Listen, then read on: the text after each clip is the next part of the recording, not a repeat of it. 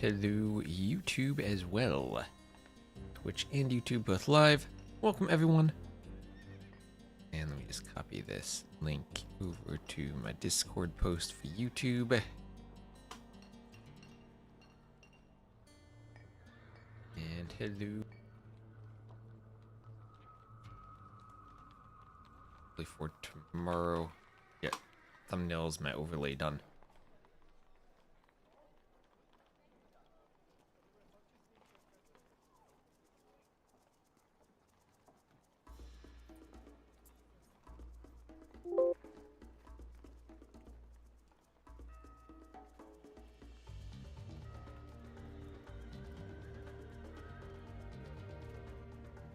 Okay, they're in their voice calls, and we should be drafting. Repard sharing, map draft.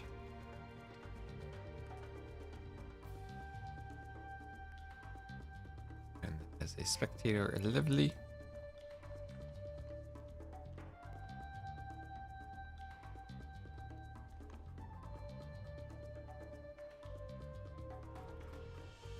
Oh, let's make sure I'm also in my game. I'm changing to casting mode.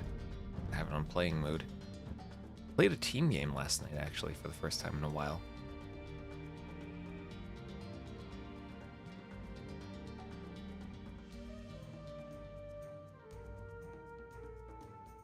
I was having trouble sleeping, so I just played a team game.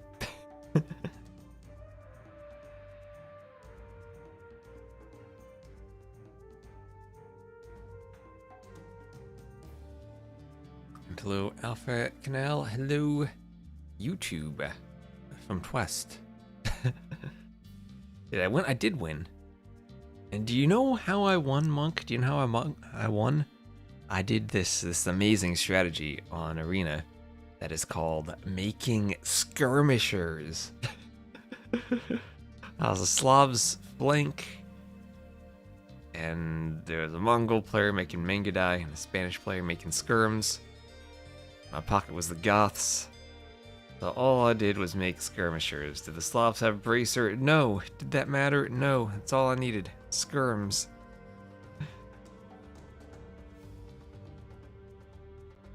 My pocket was jokingly like, don't make skirms. So I was like, nah man, skirms OP. And I showed him the way of the skirm theory.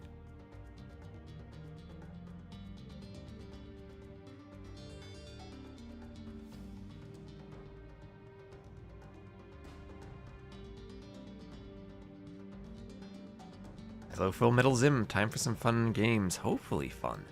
I see the players are in their voice channels, so waiting for them to get drafting.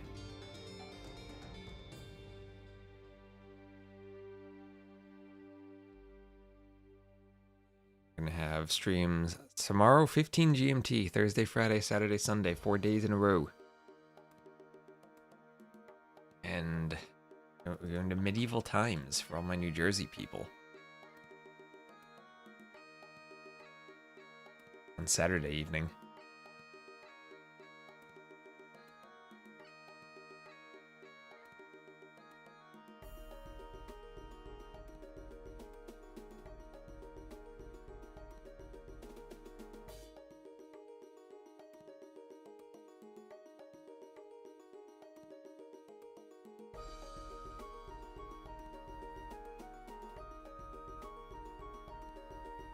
And I'm gonna fingers crossed that today we continue the success we've had with my internet holding up.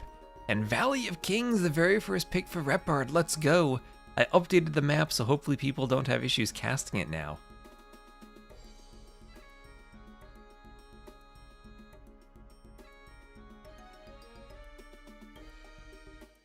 And Sumatra and Hamburger for swag. Ooh. Hamburger Sumatra. Hamburger is the interesting hybrid map. We've gotten all interesting maps so far. Okay, let's see if this keeps up.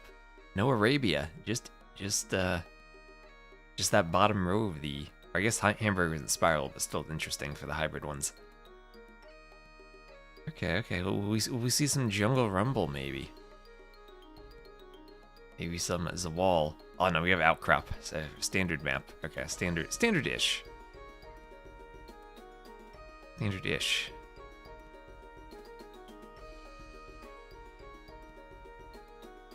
We see maybe some nomad maps, some stranded. Ooh, the forest map spanned. It's gonna leave nomad and closed. Chicken maps? Oh, no chicken map. Okay, we can have a closed map. Let's go. Let's go. Okay. Starting it off with the best map category.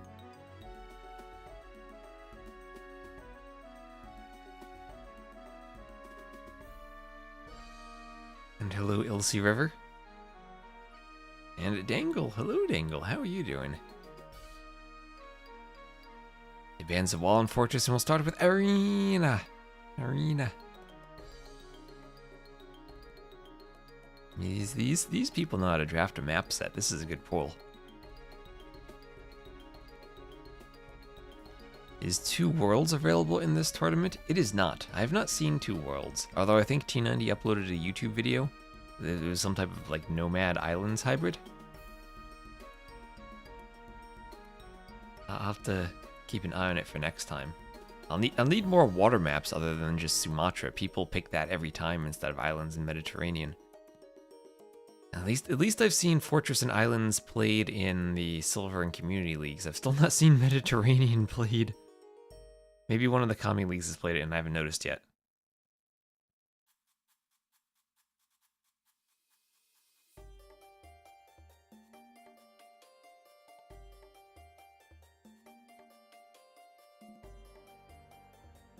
Not 28 minutes ago, Millie shared a tournament list.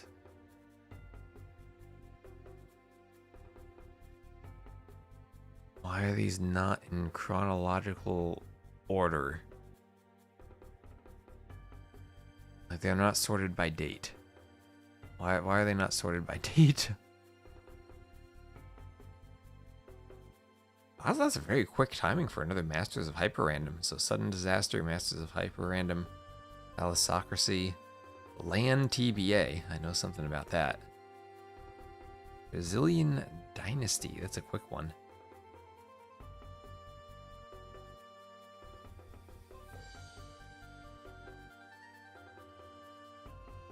Let's see, do we have that Civ draft?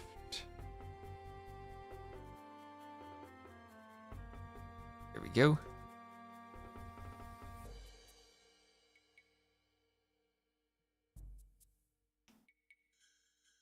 And a Wally. Hello on Twitch. Hello, Wally.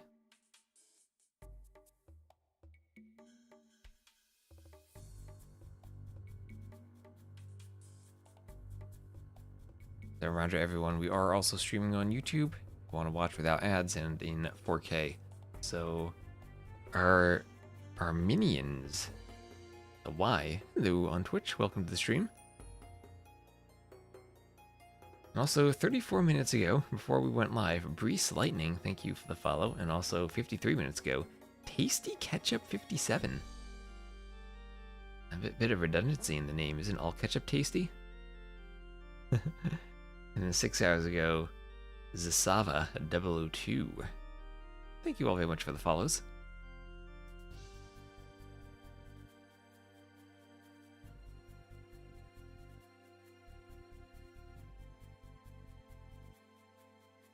And a Baskets Lawns. Hello, Baskets. It is afternoon now. Morning for you. Morning. Baskets putting in the classical copy-paste good morning message for all the discords. Baskets comes around and memes right away. Nelly, where is your balance patch? Armenians, hello. Thankfully, the balance patch is not today. And hopefully not during at least the gold and silver of Cartographers. So Vikings Armenians banned the good water civs. And then Kuman's Chinese banned. So teams will have to pick a different water civ. Maybe Koreans. Koreans could be great for Sumatra on that island. Overall, just a great pick for Hamburger, Sumatra, Arena, Valley of Kings. I'd expect Koreans to be one of the civs they take in their first 2 from what I've seen in the draft so far. Maya also banned. So are Huns and Persians, all the great civs. So Britons, Bohemians. Okay, no one taking Koreans. And then Burgundians, Bohemians. Maybe different Zawal approaches with Britons and Burgundians. Britons could also be the Outcrop civ. Ethiopians were banned too, so with Maya Ethiopians banned, looks like Britain's probably the next on the tier of the archer civs that Swag prioritized for Outcrop. No, Armenians, you were banned by Repard. They take Italians. Okay, Italians remaining as a water civ. Now I think you take Koreans. Koreans easy pick for Swag. Hello, Pandu. I'm your biological father. That's something I've learned today.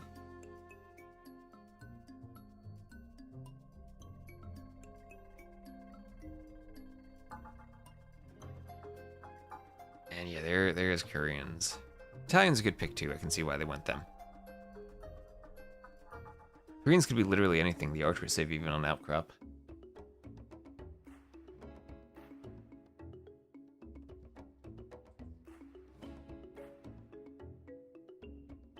Snack on a protein bar as we're getting the draft done.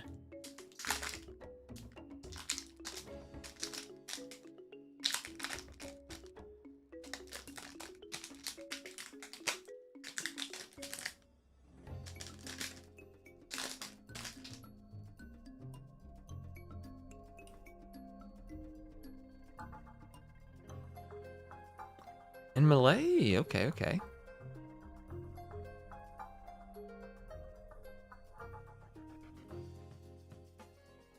So Crazy Joe.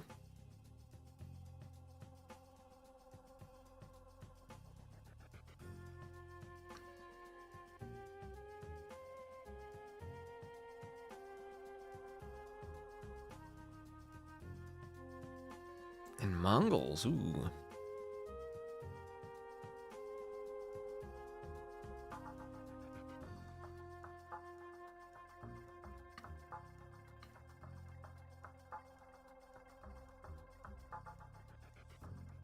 Sizzle still need knight civs for Outcrop. And there's the Franks for Repard. And Varian, hello Varian.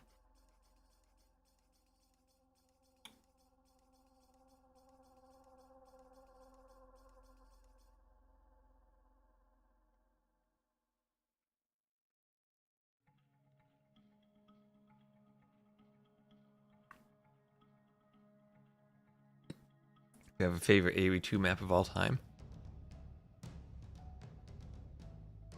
Probably Arena.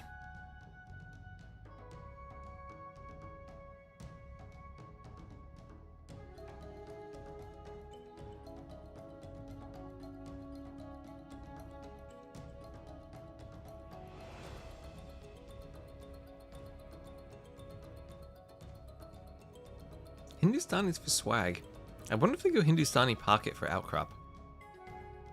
Sharing Baltic. No more Baltic Varian.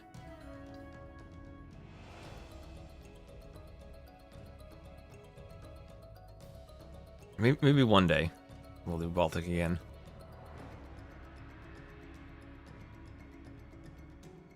And K Pandu, thank you very much for the sub at tier 1. That'll count for Partner Plus. Appreciate the support. And hello, boy Dylan Lans to you.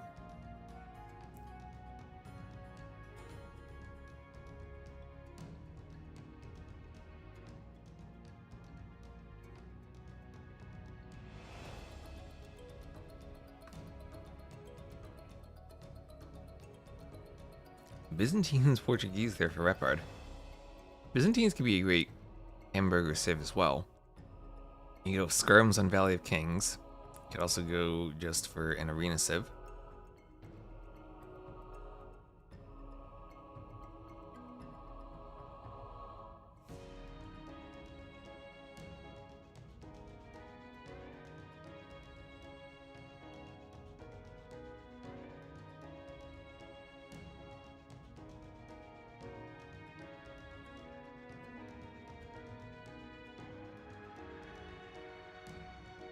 Varian with the lovely baskets emote. The lawns, the proper lawns.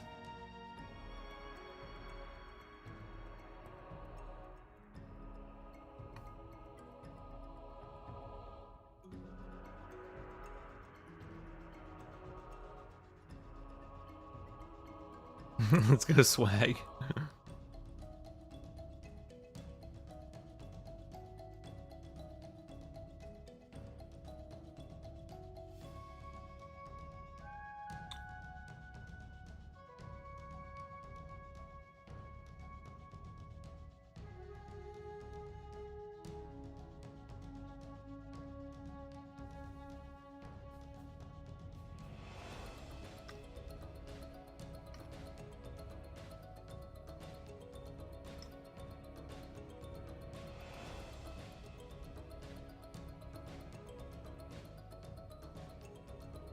Now they'll have a tough task cut out for them, as they will.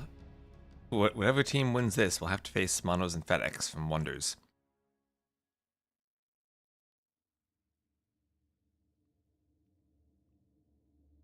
And Teutons. I picked Teutons for Arena.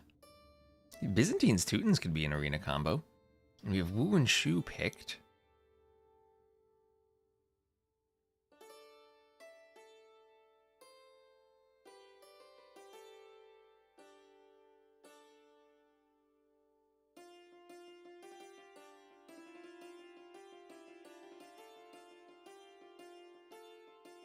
I have to remind myself which civ does which.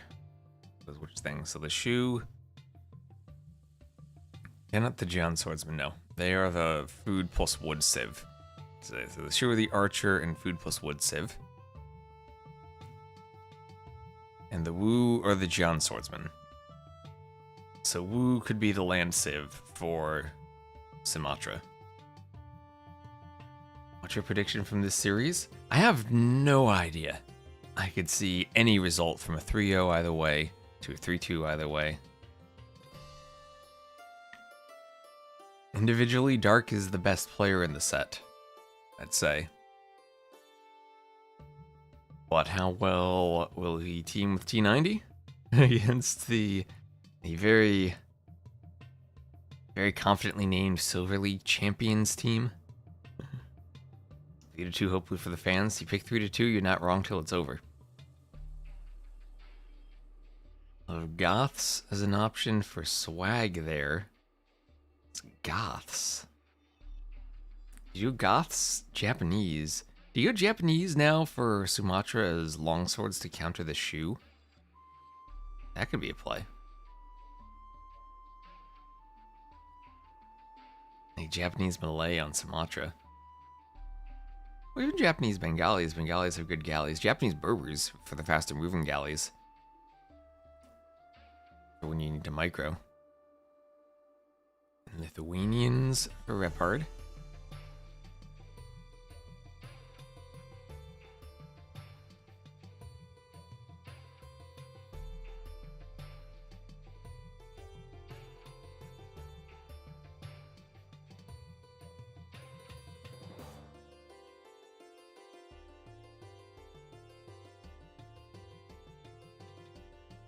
And what are the odds? Does the spectator dashboard tell us the odds? Is that a thing it'll do? I mean, I don't even know if we're not in a game. It probably won't. Japanese longswords eat Jian swords alive. And Spanish also for swag. Spanish could be an arena option. Could be a Valley of Kings option. Could potentially be a Tower Rush civ for Hamburger. Potentially a pocket on Outcrop.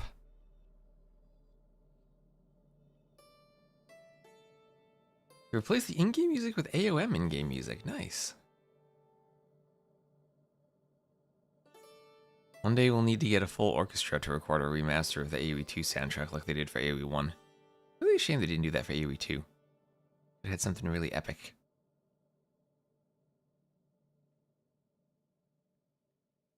So between Twitch and YouTube, we're at almost 200 viewers as we're just getting the draft done. You'll excuse me on Twitch, I'm just going to reset the pre-roll ad counter once more. Again, if you don't want to watch ads, you can always watch on YouTube. We're 4K and adless. Over there.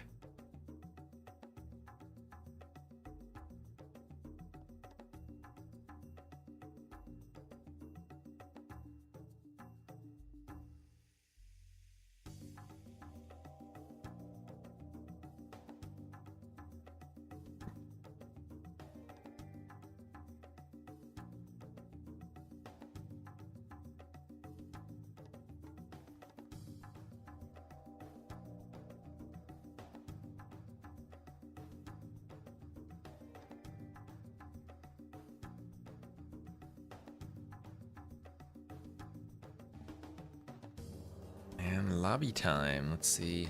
We have a lobby. Maybe we'll just take a quick look at the bracket as we're getting ready to go. And we're looking at the lobbies. So I guess, let's see. Oh, it's a Rage Forest game. And Jordan Viper playing Rage Forest. It's all the rage these days. And so, spoiler alert for the Silver League. We're just going to look at the bracket real quick.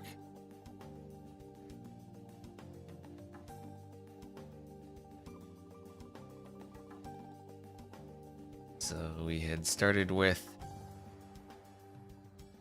T90 Dark winning their play-in match, then upsetting Kingston Miguel 3-2.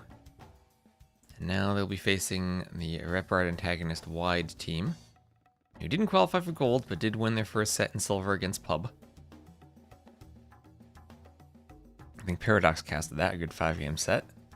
On the other side of the bracket, Vietnam, same name and Quang Tri, have been dominating, winning 3-2 against Dark Side. And they'll have OS as their next round. Unfortunately, Vivi didn't show up, so we had to admin win there. It's a shame, as I thought Lix and Vivi would have been one of the teams favorited to win. But Vietnam and OS Plus will be on the other side. And Silver League champion in Swag, the winner gets to face FedEx and Manos. A very scary team who just barely didn't qualify for gold 3-2, but now has a chance to make it to silver, to be the silver champion. And the semifinals will be streamed tomorrow and Friday after the Gold League games.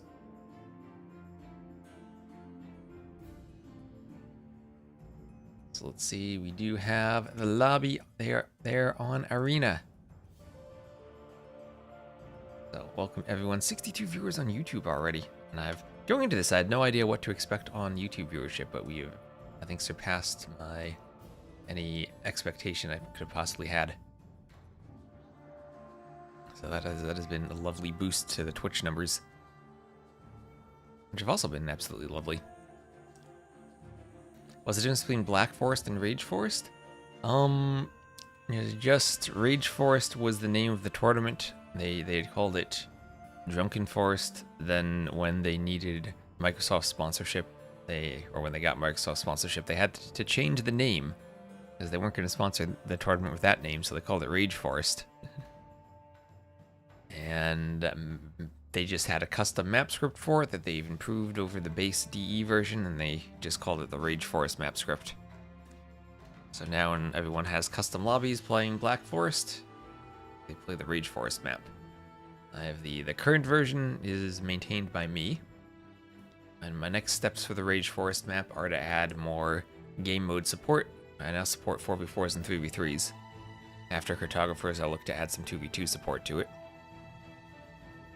I don't know if I'm going to go for 1v1s. No, Black Forest almost always is played explored Monkey Soul, unless someone forgets to click buttons.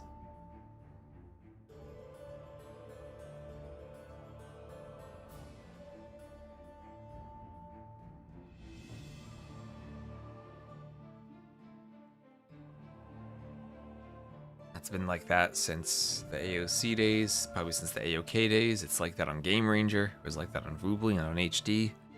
Black Forest is explored, and the players have launched. It will be Arena as game number 1. Burgundians and Bohemians against Inca and Bohemians. The Inca for Arena.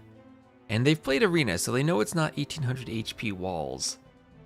I wonder what... Inca? For Arena, okay. A Capture the Wonder Rage Forest version. Capture the Wonder? That's not even a game mode. You mean King of the Hill?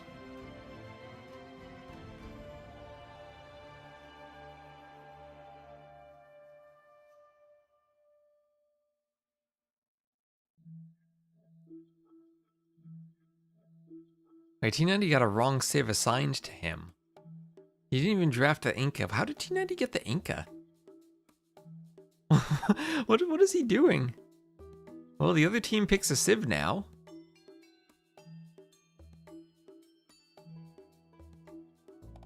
You get the Wonder and get a trickle of resources. That is King of the Hill. What did T90 do? He said, my civ did not take. Is that a DE thing? I've never seen a civ not taking. Just restarting with him having the right civ? Okay.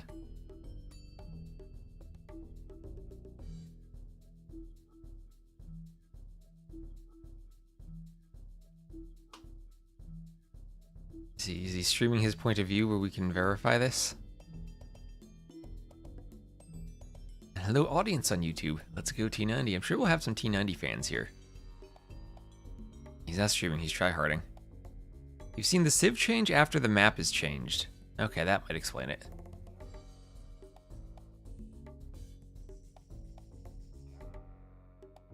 I've not seen that before, but it sounds like something DE would do.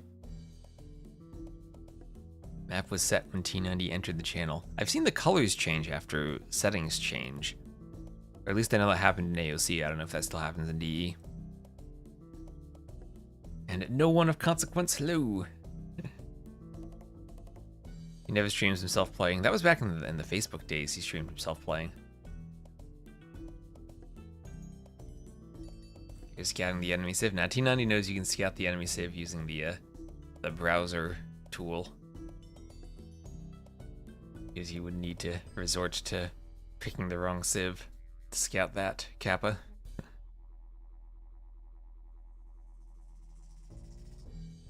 Okay, they have remade, and here we go.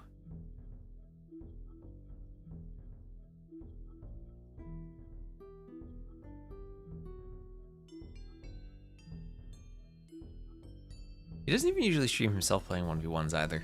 Usually I cast them and point out his farm errors, and then he gets salty.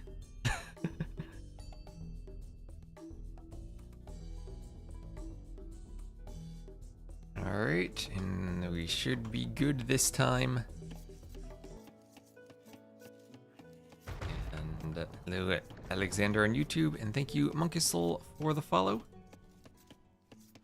Let's just get Capture Age set up. Be Team Swag against Team Silver League Champions. Let's put Silver League Champs. That doesn't fit there. That's good enough.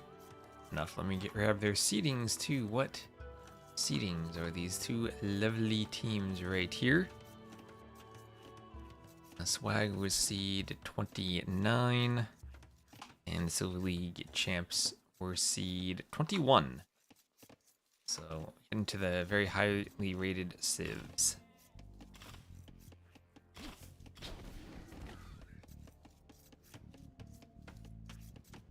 Alright, so to the west we will have Swag Dark playing the green as the Bohemians, and T90 correctly picking a civ this time, playing the blue as the Bengalis.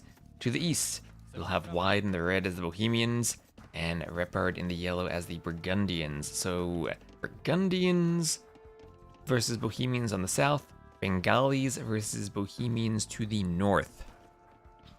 And mouse cursor is working captured, nice. We will have, ooh, okay, T90, what is he gonna do? Does he castle drop Rothas? How does that do against Hussite wagons? What does that do against Hussite wagons? Have anyone ever deleted their pro rolls by accident? Yes, actually, that has happened, yes. For this version of Arena, I did include back walls because I figured it'd be nice to just have that option in case you get monk pushed. Maybe you don't delete the walls. You can go to the back, do your lumber camps, keep yourself safe. Occasionally that happens, and everyone other than T90 deciding that's not going to happen, though, deleting their back walls. And this version does generally have a fairly generous amount of back space, but there's nothing in it. No golds, no stones there. All the golden stone is forward. And this will always be deer on Arena. We also do have 1,800 HP walls. I noticed in the Viper MBL set, I saw Mem point this out, that Byzantines didn't get their correct HP boost in the Dark Age of 10%, so I went back and edited the map and gave that to them. That's why we have Arena version 2. It's V2 correct Byzantine HP version. Can Bengali monks reliably convert Hussite wagons? I would think so, indeed. And T90 could crush Bohemians as well? No, not with this wall HP. Not with this wall HP. I don't think you want to be trushing on this version. I mean, you could. You could.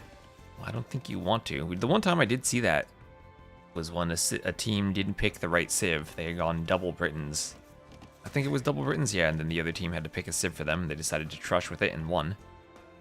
That was, what was that, Vietnam against Nocturna.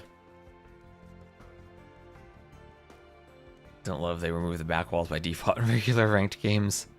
Yeah, I go back and forth on whether or not I like having them removed. As it does prevent the accidental front wall delete.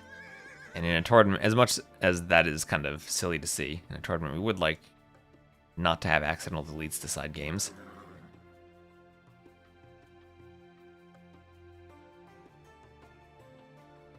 Oh, and Alexander, nice flower emote on YouTube.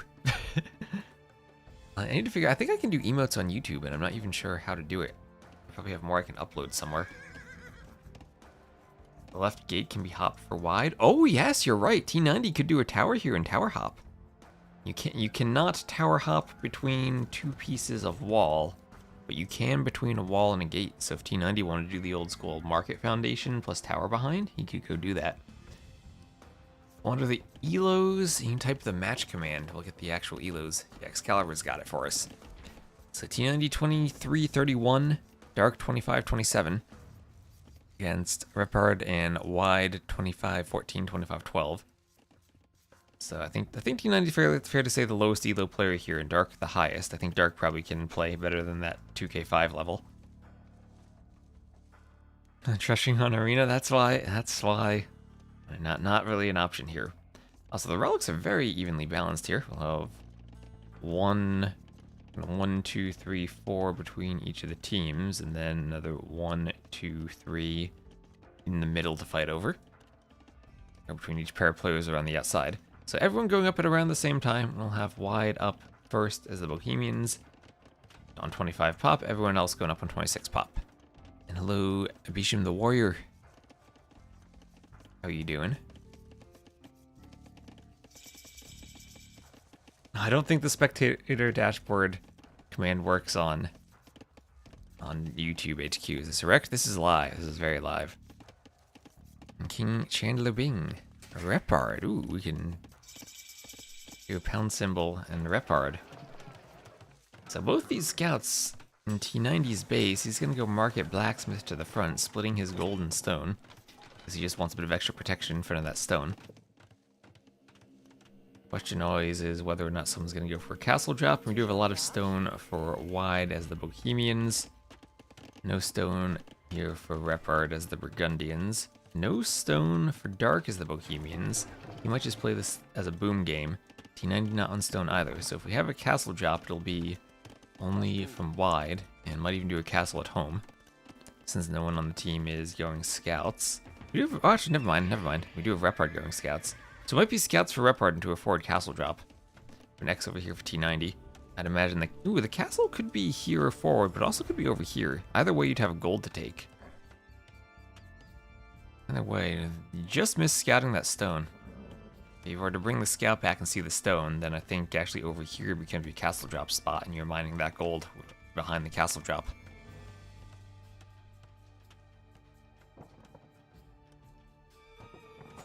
Could set up a bot on YouTube. Oh, that's right. I should probably make my bot work on YouTube. I never actually thought about that. But you're right. And then here come the villagers for the castle drop. 10 vills forward. Burgundians Repard an average of 6 monks per game in 1v1s. And hello, Jabberwock on YouTube. This map looks sus. And yeah, is he gonna castle drop right here? This I think would be the best spot. Have they yet seen the stone? They have not. But it's just gonna be a good castle anyway.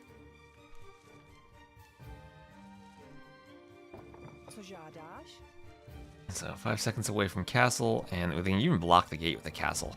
That would be sick. Okay, not going quite forward, but they could block with a house. The castle will go up, then the mining camp on the gold, and without even spotting it, they will have a castle that covers the stone. Clutching, Bodkin, and both stone and gold are taken out. T90 will wall behind this, afraid of the Hussite wagons, and he will get a second TC and try to boom and go monk defense. And Gali is a great civ for a monk defense, but now Dark is maybe a bit exposed. His gold is very far forward. He'll do 2 TCs in the back. We'll try to wall behind this, wall to the TC, get a secondary layer of walls going. And just in case some petards come over and destroy his walls to let the Hussite wagons start streaming in. That's the danger of the 2v2, and that the castle drop on one player leads to a swap, and petards on the other side. That's a perfect castle. Could be more forward. Varian and Wally disagreeing on the castle positions. I think I agree with Varian, though. I think this is the perfect castle. T90 defense is inspired by Emu Warrior Wall and Double Monastery Monk. And then 2 TCs. We'll see how quickly he goes imp after this. Loom on the way, Wheelbarrow on the way. Wheelbarrow will be great in case he needs to run villagers. Make them move just a bit faster. So, T90 happy with his defense so far. Do you go second castle on T90's face? That's always the decision. Second castle, or do you go imp? You can use the gold to buy a second castle. Scouts hit the monastery, then turn back. Redemption Monk's already in for T90. Sanctity on the way. And I think he's ready to do the monk. So you have options here, right? You could try to swap over with petards, go for dark. You could buy a second castle, put the castle on T90's face, hit the TC. Or you could just try to go imp and go for tribs. And it looks like it's going to be petards and probably swap over here for dark. Dark is the Bohemians. We'll have good monks too. 3 TCs, he's just booming away. And we'll have 1, 2, 3 TCs for repard. We'll be a bit behind in the boom because he went for the light cav, but he will have map control for the relics.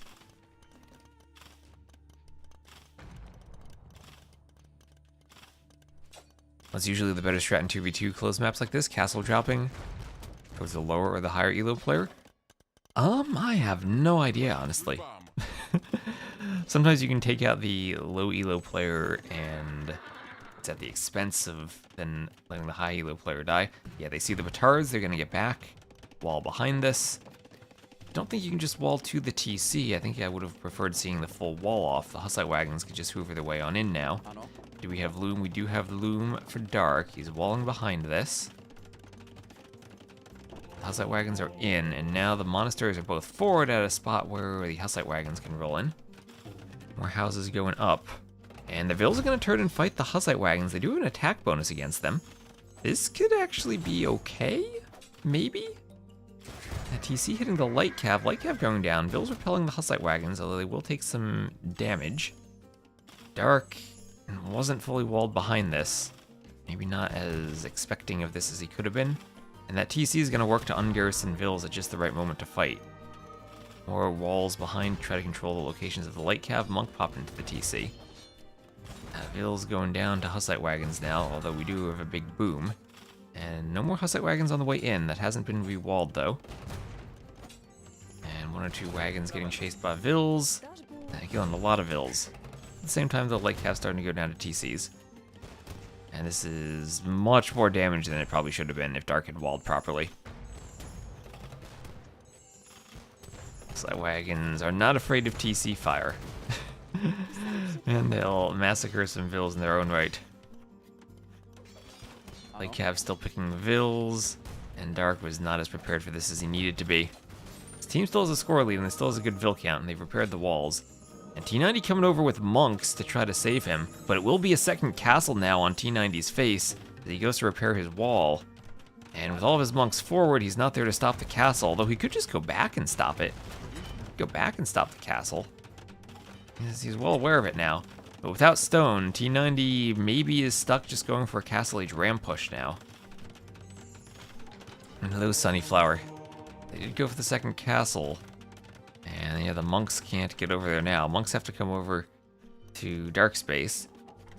But despite all of the damage and devastation that happened to Dark, T90 does have a Hussite wagon, and Dark does have the villager lead. And now, with the second castle on T90, Dark is perhaps prepared to boom. T90, though, needs to do a defensive castle, has to buy some stone, and will need to get this up as ASAP as possible, just to deal with the Hussite wagons. Might lose a couple of Vills on the way. I should get it up. Sending a large village to raise the castle, 28 Vills constructing it. Some doing some houses.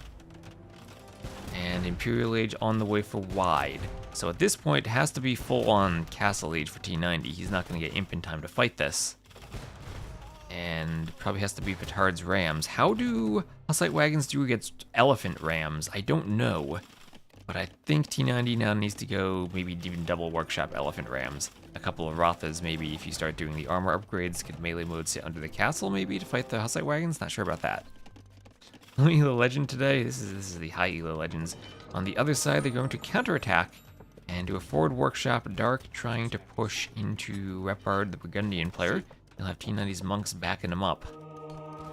They have to be really careful about any potential light cav play here against the monks. T90 does have a spear. Converting the spear actually useful against potential light cav. And the question is, do they go for the Burgundians or the Bohemians? Part of me thinks a counterattack over here could have just completely taken Wide out of the game. But T90 continuing to wall up with Hussite wagons. This is where things get kind of scary for him. He needs more monks, another monastery at home. All of his monks being forward is not good for him now. Devotion on the way for Repard. Are the Hussite wagons devoted? They are not.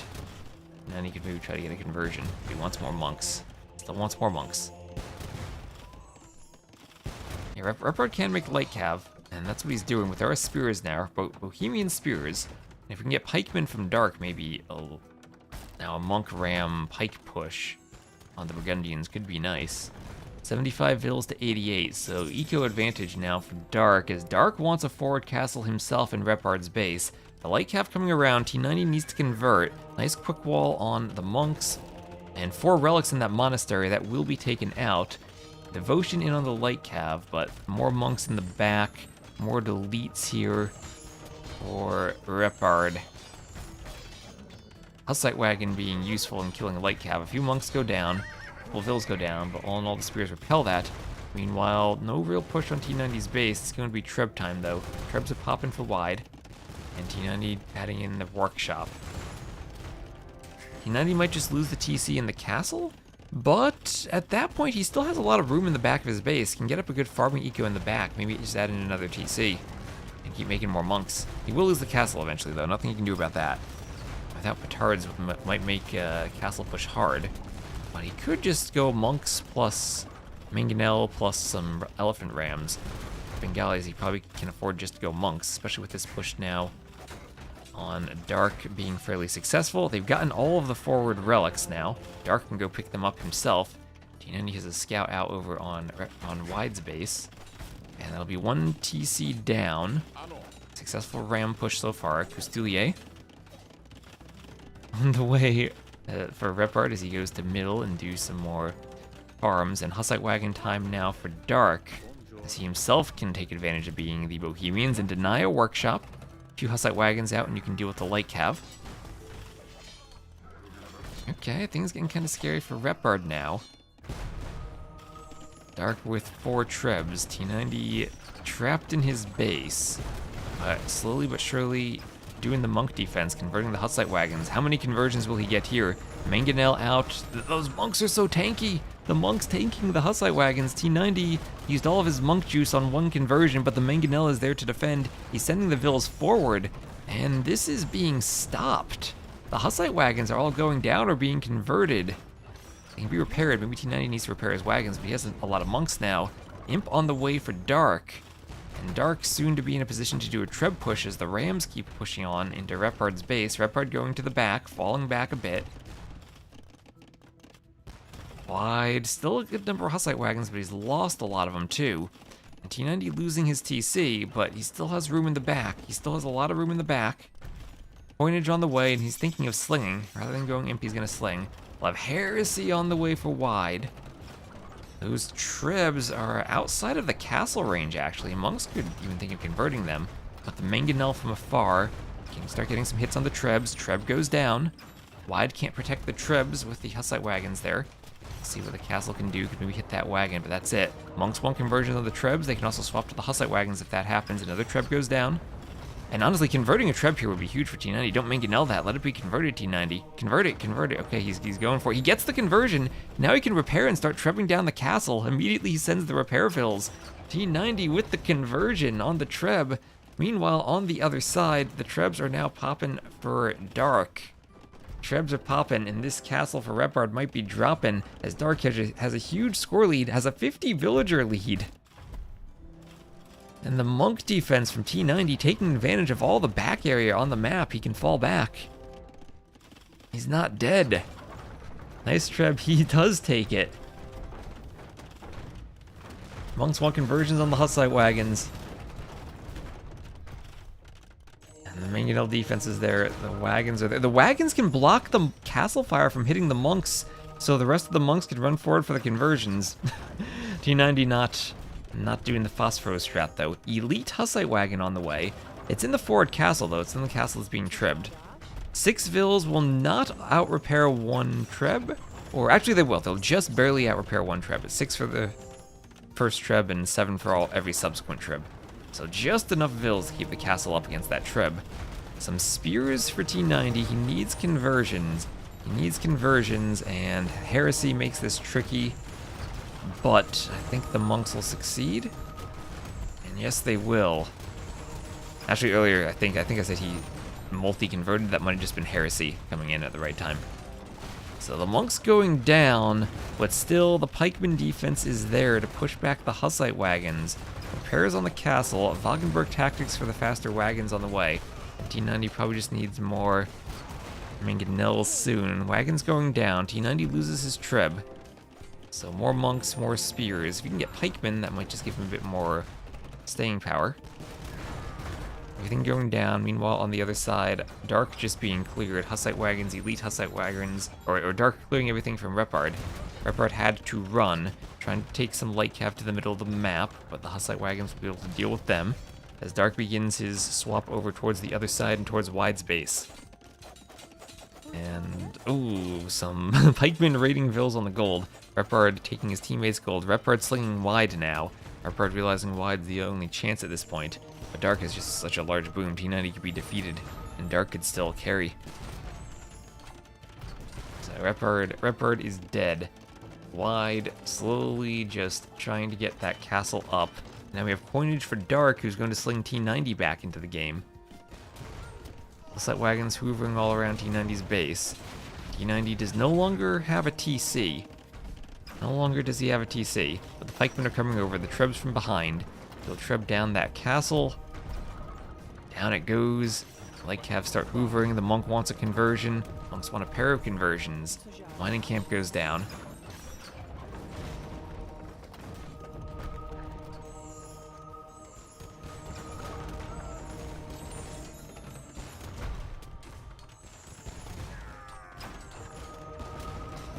Want to hit the Hussite wagons. Ooh, nice Treb shot. This will be a quick castle thrown up in the middle for Dark. Elite Hussite wagon versus Elite Hussite wagon. Look at all that tanky HP they have. And things look maybe a bit scary for Dark when the light cav Hussite wagon push came into his base and he didn't wall off properly. But he managed to survive. Managed to survive and get the push on Repard. T90 helping out just enough for Repard to take damage from that push, and Dark boomed and pushed his way in.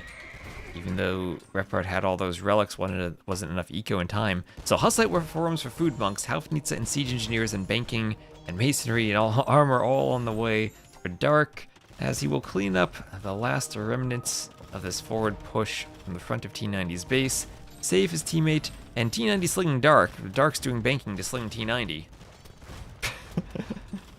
As now they control 3 bases on the map, and they'll begin to push into Wide's base. And they're maybe just hoping beyond all hope that T90 is more dead than Repard at this point, and that they can sling, that Repard can sling Wide. But I don't think that's the case. T90 actually has more Vils, just down in age.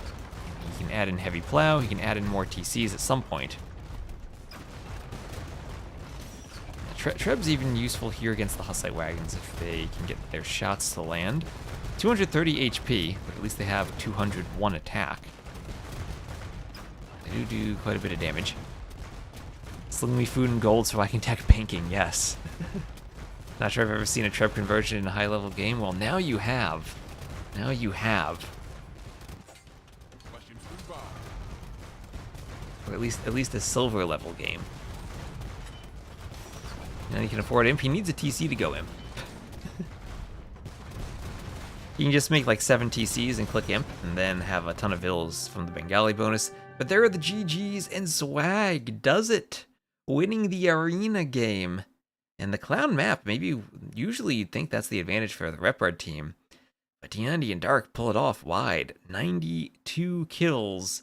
But T90, 20 conversions, Dark 12 conversions. Wide got converted 26 times, wasn't devoted enough. Even with Heresy, Dark with the amazing economy. And they will do it. They will do it, Dark 155 vills. Let's go, T90. Alright, alright. It's a win for Swag.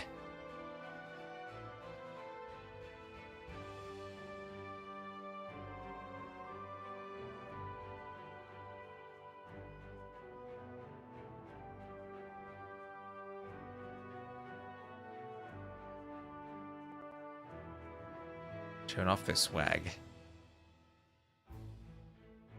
And maps that's winning on Arena. Thank you, R-Type63 for the follow. And for the civs, that's Bohemians winning, Bohemians losing. And that was the very first two civ picks, Bohemians, Burgundians. Pick up a win with the Bengalis. A bit of a draft win for Swag, too.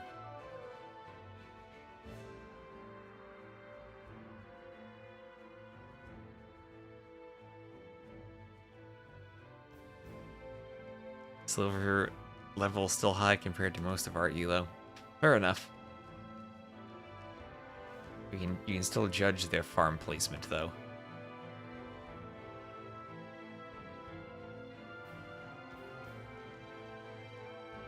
Interested what Shu are for. So let's see. Looks like Outcrop is the next map. Dashboard rearranged itself. I almost clicked the wrong thing.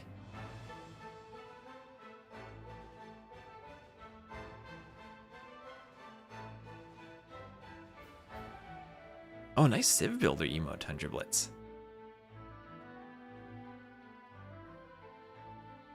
Shoes usually are for your feet. Also why people wear socks. When Lure Twist would have won Silver League, let's be honest, if it were legal. Yeah, that's not legal for us. Maybe we should have signed up for the community leagues, though. Reminder, we do have a couple of goals. If we hit 15,000 followers on Twitch, I will add another $500 to the prize pool. And if we do hit the next tier Partner Plus, which we need 300 subs for, that might be a lot, but if we hit that, I will add another $1,000 to the prize pool. Yeah, Shu could be used for hamburger. That's true. They're a pretty good water civ.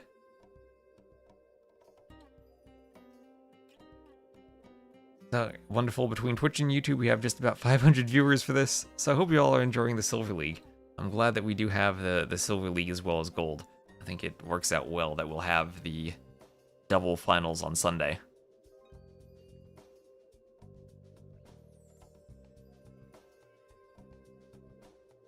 Yeah, so I'm bad at double archery range drops on neutral islands. I mean, if maybe they need T90 to do a triple range drop on the island on Sumatra. That could be his redemption arc.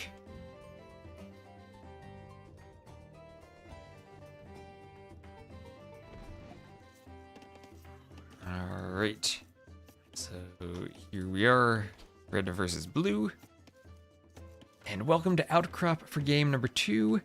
We will have Swag here with Dark in the blue, playing as the Britons on the flank, and T90 in the green as the Romans in the pocket. This is the home map of the Silver League champions, who are now looking at a 1-0 hole as they try to make their name come true. Now T90 is the Roman pocket in the green, then Sauls will be the red Portuguese flank with Repard the yellow Frank pocket. So Outcrop, you have 2 tiles of gold per player. Kind of a 4-ish gold for both these players. And Guno Clock, thank you for the sub at tier 1. That'll count to Partner Plus, so thank you very much. Outcrop will have the hills on both sides that go up and down, up and down. A lot of sheep in the lowlands here that you can pick up, so great to give a bonus for the Britons player, as they do take from the sheep faster.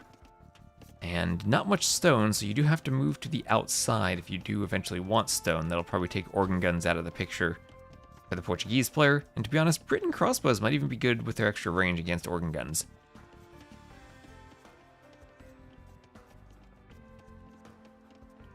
Excalibur with the stats, sure, apparently pretty good. Oh, and Daniela, thank you very much for the raid. Yay. Welcome to T90's team having a 1-0 lead as they attempt to continue their journey in the Silver League. And Atomic, hello Atomic. And hello Axel. Axel Hogan Schmogan. More Ibex is being pushed in. And this is an Ibex map. Maybe it could have been interesting to do chickens on this map somewhere in the lowlands too. Oh, this map predates the chickens. T90 Dark is playing well. I'm saying that T90 played well that game. Why is T90 playing with Dark? I don't know. I don't know how this matchup came to be. But they are together for this pairing. Oh, they added new V&V scenarios for the new civs. Ready. Wasn't there the Three Kingdoms custom scenario? I know I played a couple of those. Is this T90's best tournament result ever if they win? It might be. It might be.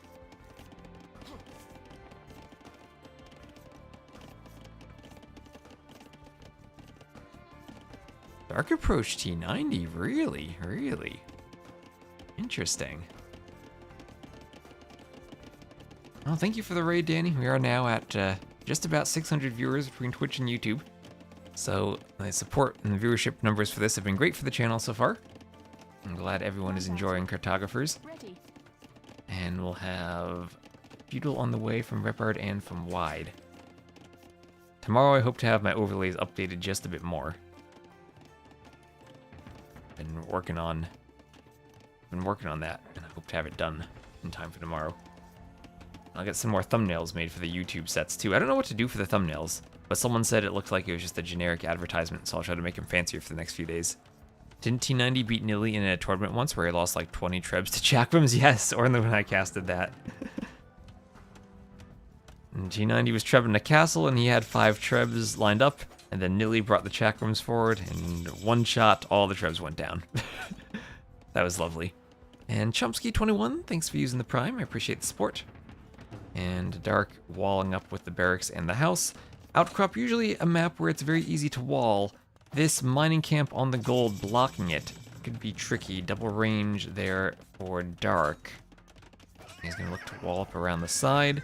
Very tricky when you have a forward gold and you're the flank. You might need to coordinate with your pocket to take a gold. So we'll need to replay the Three Kingdoms campaign because I didn't know they had another new difficulty. Yeah, there's legendary difficulty now. I haven't actually played any of those campaigns. I've not touched any of the Three Kingdoms. I have a content creator code that I still need to activate. It's in my DM somewhere. I don't want to random the civs in ranked and have to play with a hero.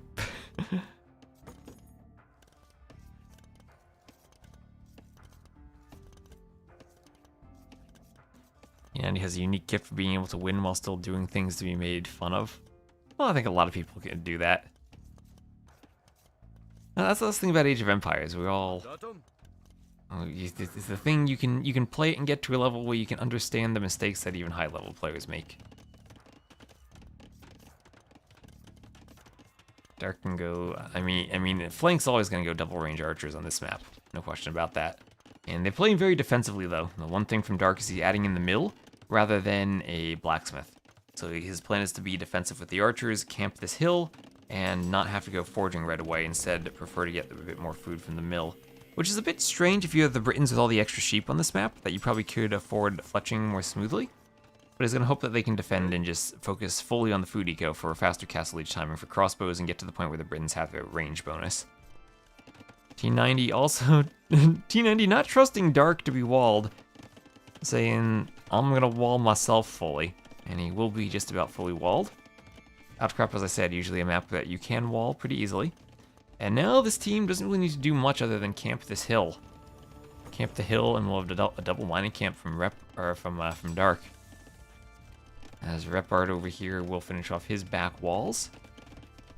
Get all all the way secured to the edge of the map, and then teams will have to think about how do they go to the outside in the Castle Age to find TCs. Over here, this could be a nice TC location. You grab wood, food, stone, and gold all at the same time. Some scouts, though, going to get in, and we'll hit the berries. That's the downside of having the mill. You need to expose the vills a bit more. But behind this, T90 will chase, and it should be a good chase. Repard going to turn around, run into the TC real quick. And try to get out. No vill there to wall and trap. If you're new to this game, every time you reload the game, your hotkeys reset. Oh, I have not heard of that problem before. I'm sorry you have to deal with that. What do you have, the Steam version or the Microsoft Store version if you're on PC? You know, they might store their files in different locations. So Wide and Dark taking a fight that Wide is winning. T90 did not have his scouts in position, and if the scouts were there, he would have had the numbers at the start. And maybe he still can carry the fight, although Repard has a lot of his own scouts here. They're losing all the archer numbers for Dark, so the Britain's player who focused on that mill and the faster castle time will at least lose their numbers. That's a lot of scouts for T90. No bloodlines yet, but still losing the fight against the... or we're still winning the fight against the Frank scouts. You're on Steam. There should be a profile folder somewhere that holds the files, but I'm not exactly sure where that is to locate.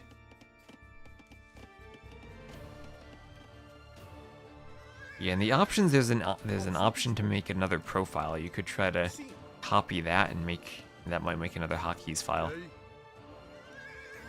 I'm not exactly sure how they're saved. It's not as simple as AoE 2 originally was. And now there's a lot of Steam Cloud support that tries to back up your hotkey files in the local memory of the PC.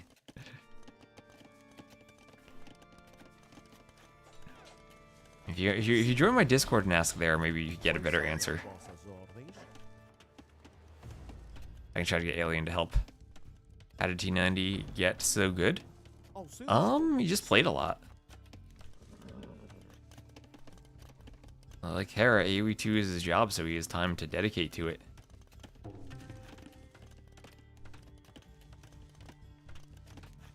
Gifted hotkeys in game does nothing, have to do it from the main screen. Okay, I've not heard of that either. You have any weird permissions issues on your folders where you don't let the game modify it, maybe?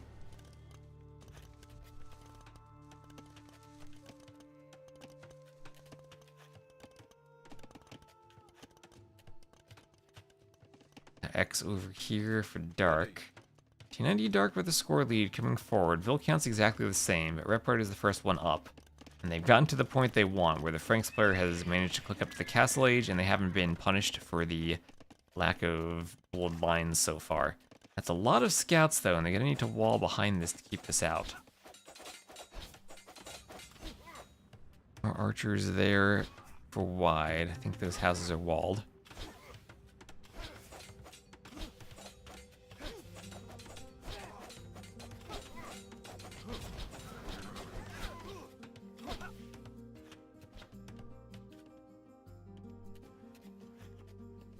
Skill guarding armor on the way for Repard. We'll have Castle Age on the way for T90.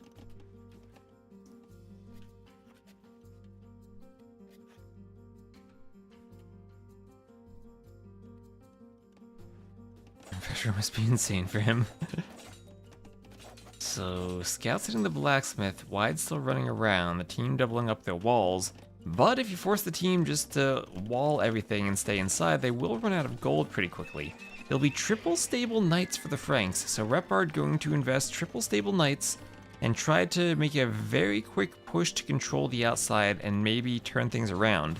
Put the shoe on the other foot. And force T90 and Dark to stay in their base and not be able to run to the outside.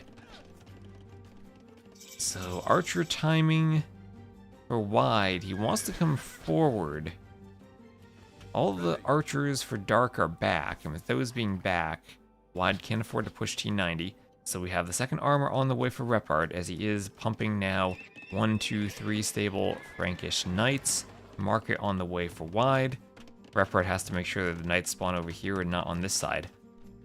And once they come forward, should be able to get the knight numbers out and be ahead of T90. Full Centurions incoming, oh boy. There's no stone at the top, so that's still a whiles away. T90 Xing down there is saying that's where he wants to go for a TC, or where he wants Dark to go for a TC. But Dark's still not fully walled. Still not fully walled, so a big investment to go for TCs at this point when you'd have to cover this area. And he's just going to go for the walls now. He's still a few seconds away from the next stage. With that many archers, I don't think 3 knights is enough. Repard's going to think so, though, and he's going to try to fight and just go for it. I think Dark just wins this fight. I think Repard may be being a bit overzealous here. T90 out there with his scouts and more knights on the way. Now Repard can fight. Now he's grouped up. And T90 has knights now. Repard not quite the timing he wanted, but here come the crossbows. Here come the crossbows, and this is why I would have wanted Repard to have a few more knights. Dark gonna lose a couple of vills. Crossbows come in. Dark Bodkin on the way. T90 still with a lot of scouts. He could even think about turning them to light cav. No ballistics for anyone. And here is where the extra range of the Britons will come in. Repard investing into those 3 stable knights, but feels like he still just doesn't have quite the numbers he wants. Only 8 to 10. He's doing a second TC at home on his gold. He needs to make sure he keeps the gold income on the way to pump the knights. The middle is supposed to be lower than the tops of the hills, but higher than the outside. It usually makes sense for me to see that, and Dark, keeping track of the armies himself, will go for a TC on the other side. Repard, ooh, is there a hole there? No, there's no hole. Looking to try to break in with knights. They do manage to get a TC up for wide on the bottom, but T90 will find some vills with scouts. Lose some scouts to TC fire, though. Some knights for T90. And thank you, Hazai, for the sub. Thanks for using your Prime. Yay.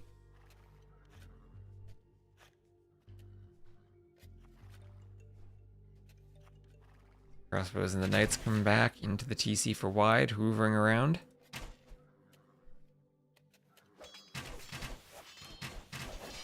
Crossbows start to hit the knights. Knights go down.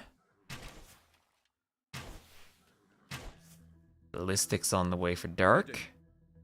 Xing to the north as Repard's going to go out to try to find a TC. His team does take a score lead. They are up by a few vills now, getting that extra TC added in earlier for Repard. And it does matter to get the extra eco numbers added in for the Franks player. And Repard going to try to close the distance on Dark. This is where Britons have the extra range, but don't have access to Thumb Ring. So in the long run, wide will in straight up fights have the better archers if they're constantly shooting at knights that are in the middle. Just a bit more DPS. Britons still are so much better with how they can take the fights and take the engagements. Repard needs to dance just to stay away. And here come the knights. And nice patrol in on wide to stack the crossbows. But still, the trick of dealing with Britons in their range. Both players dancing with the knights. Feels like T90 and Dark maybe with the slight army numbers here. Select everything, yeah, they have a bit more HP. And they're falling back towards the ranges of wide. And they're going to try to fall back. Just keep using that Britain's range. No need to take the straight up fight as long as you can just kind of dance a bit with the Britons. T90 sending all of his knights north. Those are some pigs. Where are the rest of his knights? He was maybe out of position slightly. And now it's just so hard for wide to take the proper fights that he needs. If Repard doesn't have the knight numbers to push into the Britons, wide losing numbers on the crossbows has to fall back now. Wheelbarrow on the way. Repard running away with his knights. And worst job sticking together. Well, I think Dark is microing expertly on the crossbows. Dancing with the Knights sounds like the title of an 80s song. Ooh, we should make it a song called Dancing with the Knights. Sounds like a new AoE2 music video. So a few Knights from Repard taking out a range. They could just go into Dark's base and devastate him right now. Even X here, T90 doesn't have the Knights to defend this. Does he realize this is open? He has to realize it's open. Go in. And at the same time, they're pushing the front of Wide's base. Wide will have to do more ranges in the back. We'll have a third TC on the outside from Repard. Repard definitely with a Vil lead over T90. And maybe in a spot where as long as they can hold and Wide can hold for a bit, it might be advantageous to have a boomed Cav player able to spam, just go imp spam Cavalier into Paladin.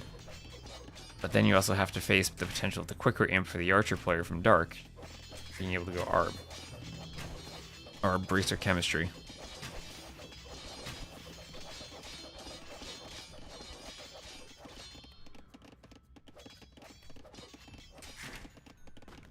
And not going to push in. The TC at least fending off the crossbows for now. They're going to think to go to the side.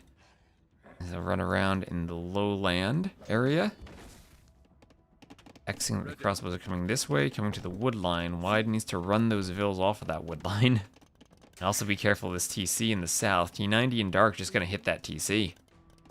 And they're going to force an engagement by committing to the TC. Wide, losing Vils. I don't know where that gather point is, but it's nowhere good. And T90 going to jump the Vils down here. And this is going to be awful for Wide. Tried to do an economy on the side, and he's microing somewhere, and he's losing all the Vils while he's microing. He's not paying attention. He's not garrisoning anything. And all of the Vils at this TC will die. That is an absolute massacre from T90 and Dark.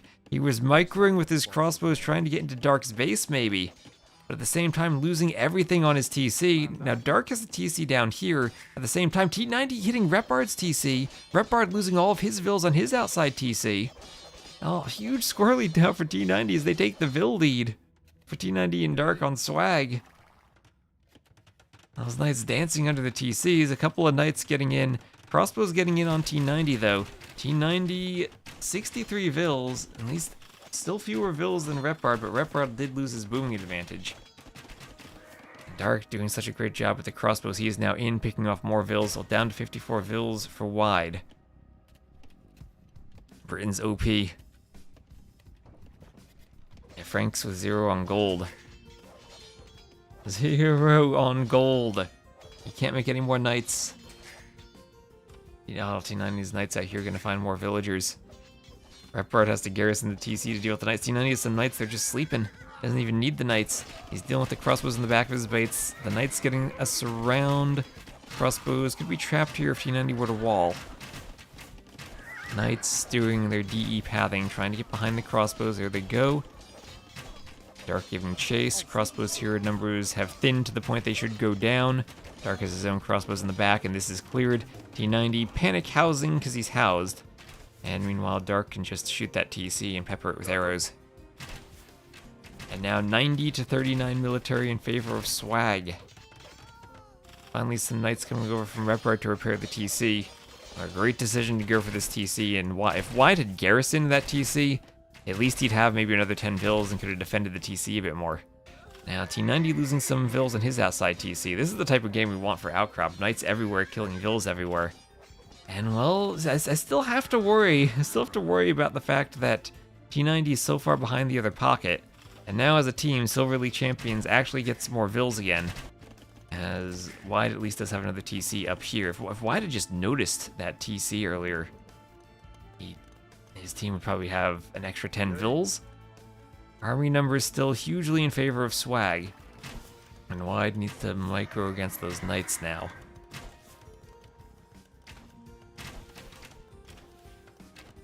Knight dancing on the hill. Still tricky to fight the Britons. Lots of Knights for Repard. More TCs for Dark, another TC for T90.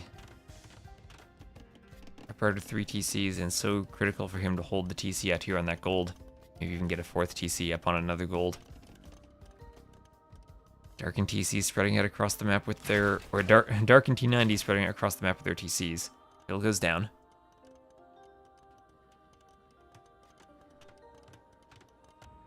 Ready. Still Xing the crossbows, signaling where they are. And it is so strange to see Silver League Champions still with a Vil lead despite everything they've lost. 24 and 31 Vil kills, significantly more lost than for the other team, but the TC numbers are giving them production. And once again, they're getting into the back of the base, trying to surround Dark without T90 to support him. Trying to surround those crossbows at the TC. TC will try to hit those crossbows. More crossbow reinforcements in the back for Dark, but T90 is going to come over with his own Knights. I guess the good thing is they're not able to push with crossbows if they have to defend. Wide getting some kills here. Does Wide have Thumb Ring yet? Should be easy for the Portuguese to get that, but no, he doesn't have Thumb Ring. So no advantage at all over the Britons. And he's just going to try to get out as much as he can, but that's a lot of crossbows from Dark that are going to swarm these crossbows and take them out. Clutching for T90. I guess that helps for his TCs. And Dark, close to going Imp. Repard not too far from Imp himself, though. If you have both the Britons and the Franks going Imp, if Repard has a stable economy, he should be able to get numbers to overwhelm the Arbalests. If you can get a castle, get chivalry, get paladins. Franks will, you get to 200 population with both of them, and Franks have the advantage, but right now it's 71 military to 9. And as Repard clicks Imp, he's only on 3 TCs, and Dark on 1, 2, 3, 4, 5 TCs. He's going to have a huge villager population as he's going Imp. The cheaper Briton TCs paying off.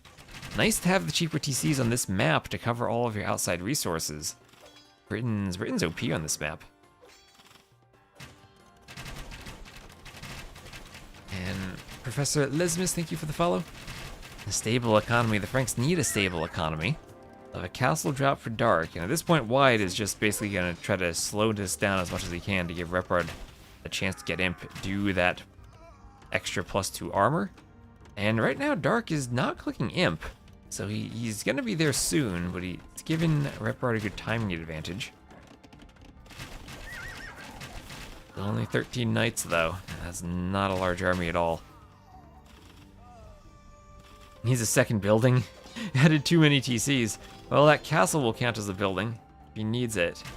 But now they're going to push and get into the eco soon of Repard. Repard has to run. He also can't fight. He needs to wait until he gets the Imp upgrades for his knights. That's just going to leave his teammate wide open.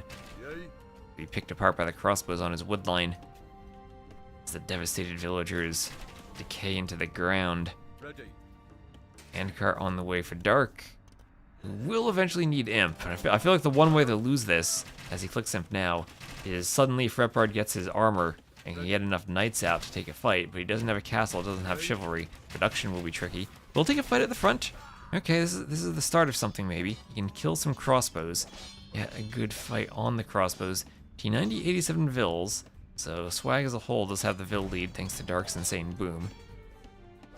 What map? The map is Outcrop. This was a Trozzini map that I edited based on the suggestion of Viper last time to be essentially a straight line. So you get a bit of a pocket flank setup. Yeah, this is one of the most amazing Outcrop games we've seen so far. With all of the outside being raided from knights and Dark being pushed. Dark being pushed right now, losing crossbows. Okay, down to less than, or fewer than 60. Fewer than 60 crossbows. He is pushing at the same time, though. Getting to Repard's base. Repard only 18 knights, but he has Cavalier and armor on the way. Cavalier and armor. The crossbow's going to run into the TC. Repard just going to garrison the TC as much as he can to kill as many crossbows as he can before the crossbows get their Imp upgrades. Wide going to shadow the crossbow army, but it's 21 to 40, and he's not going to win that fight. And this TC still being a bit harassed. Dark can go to the outside and try to find the gold mines of Repard. Repard at least has more gold on the side, walled in so T90 can't raid it. T90 getting into the back, breaking in. And more crossbows still hitting the eco of Wide. Cavalier is now running around, able to hoover a bit. Imp on the way in that TC. And when Imp comes in, now, oh, nice dancing with that from that Cavalier. They can clean some of these crossbows. Maybe they still have a chance, but they need to clean as many as they can. The number is dwindling down to 30, 27, and Dark has lost most of his army in that Imp transition. And until he gets his upgrades, the crossbows will be doing only 1 damage to the Cavaliers with all the armor they have. And Why taking the brunt of the punishment, but helping Repard as the Cav player to get up to Imp first. Get up to Imp with an economy. Although he's being raided a bit in the back by T90. Cavaliers can go and clean that. He's getting more TCs on the sides. Has 105 villagers. And now with a lot of the crossbows going down, numbers down to only 30 or so. And Dark has lost a lot. He has lost a lot in that transition. And maybe, just maybe, Repard's in a position where he can carry as long as he can keep these T90 raids out of his eco. He can get some raids of his own. T90 still in the castle age, didn't have handcarts, so he can pop knights. It'll be knights against Frankish Cavaliers. Yeah, and the issue is that T90 is not up at all. And Wide could be dead. But the archer player at this point, yeah, T90, imagine if you were up, he wouldn't be losing the knight to villagers if that were upgraded. And wide at this point, probably harder to contribute than it is for T90 to contribute. But fewer than 40 arbalests, we have 26 cavaliers. If there's somehow a moment when repard can take a good fight, he's clearing some vills from Dark. We'll go for the monks. We'll go for the monks. T90 keeps up his night raids. And it's key for T90 to keep the raids up. I don't think T90 ever can afford to go imp. I think he just needs to spam into this economy. What he needs is just to force repard to stretch himself so thin that he can never take one big fight against Arbalest with his cavaliers. Repard probably needs to wall in this gold mine again. And he's aware of it. He's aware of it. We'll get the walls up. Knights will be out. Repard keeps the gold. And if you see repard with 20 cavaliers, if he could take one fight on the Arbalest right now, he could clear them. But he can't because of the T90 night raids that he needs to respond to. Responding to knights everywhere. Mass villagers throwing up a TC for wide.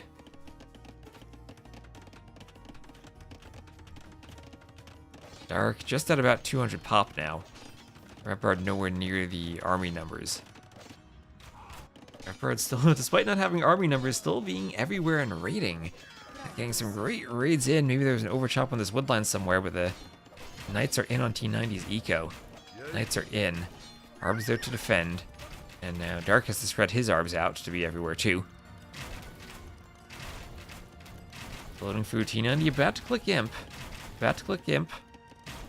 And we'll have coinage on the way from Dark, so he can sling T90 a bit. That's what you'll want if you're the Britons, to be able to sling your Cav player. But now Paladin is on the way for Repard. The Franks player adding in Paladins. Not the greatest eco, though. Still only 106 vills. His gold mine, I don't even know how they got in. Oh, the mining camp might have been destroyed. T90 managing to hit the gold. And Repard's struggling for gold at this point. Needs to share gold with Wide. Maybe even has to sell stone. And we'll have forward castles. Another forward castle from Dark. Throwing it forward right on this gold and this stone. And the gold control is starting to disappear for Repard. He'll have Paladin. What will he be able to do with it? He does not have chivalry yet. Does not have a castle. Paladin's not enough to hold up the arbs there. Even with all their HP, he needs numbers on the Paladins. Should be able to take a decent fight over here if he had the numbers. Does he have the numbers? He's maybe for the moment he does to fight T90 and get another gold.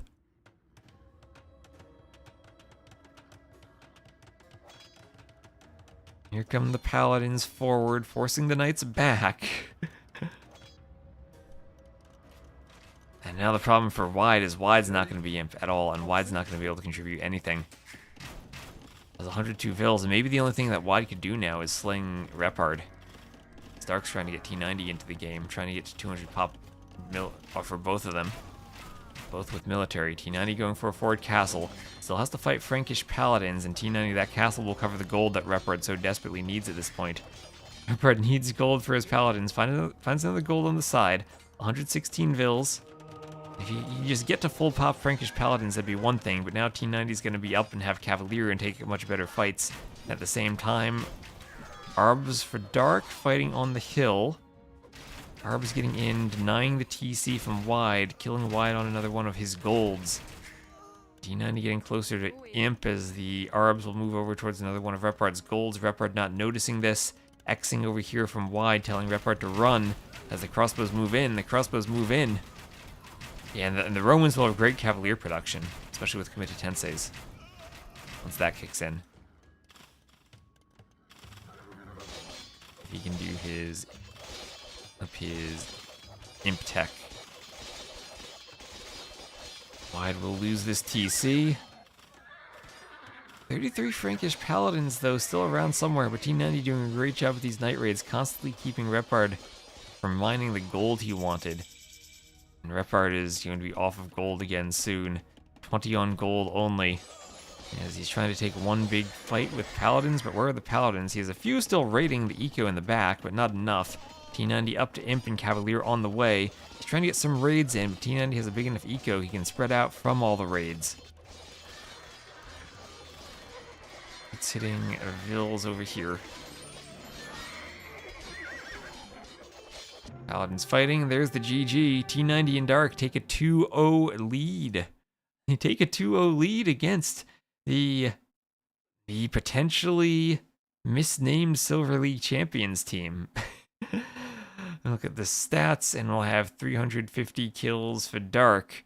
Dark, amazing play that game. Microing the Britain crossbows to perfection. Got up to 88 crossbows at one point. And the Imp timing there for repard. It felt like they almost pulled off a comeback, but he could never quite get the army numbers up. Hit a high of only 26 knights. Got up to like 33 by the end, but at that point, Wide was too dead. So GG. Nice. I think that was a great job of a great game of showing how Outcrop can be a fun map when you go to the outside. Maybe a bit snowbally up the middle. Thank you all for tuning in, as we're at 700 viewers between Twitch and YouTube. And JRadDE, thank you for the follow. Reminder, we do, if you want to watch without ads, we won't have ads on YouTube. I have to play ads between the games on Twitch to keep them off during the games. Appreciate the follows and all the support.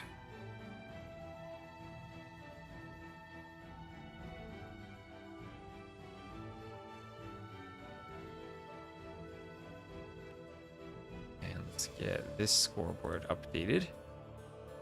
2-0 lead for Swag. Wasn't expecting such domination, but they're doing it, and maybe Valley of Kings can be our next map. I updated it, so hopefully people can spectate it better. There were some problems there, but hopefully fixed. So Franks and Portuguese losing to the first picked Britons. Britons OP, Britons and Romans. Who's the favorite team here? Silver League Champs is the higher seed. They're pretty close in seeding.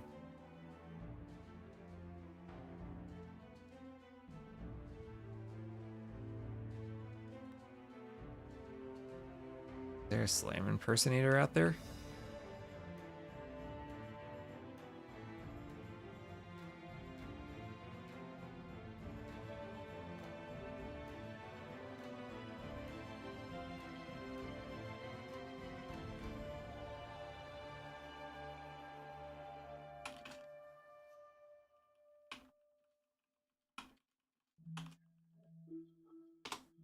Let's message Slam about that.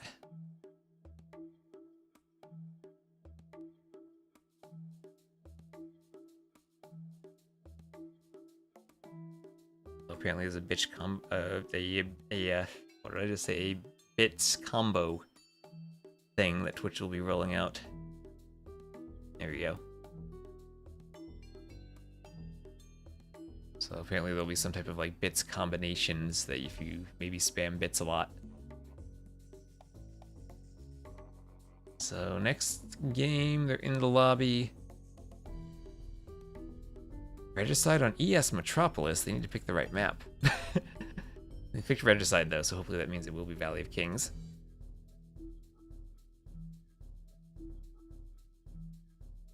See, Koreans and Goths could be Valley of Kings civs.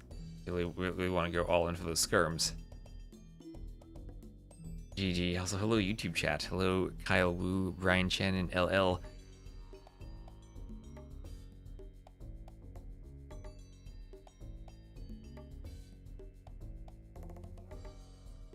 Combo is copied from TikTok and does not tell the streamer who's giving bits. Oh no, it looks bad on mobile. Is Arena being called Arena? It means it has proper 1800 HP walls like the classic AOC map. And does not have the low 1080 HP walls for trushes like DE has. That's what it means, Edward.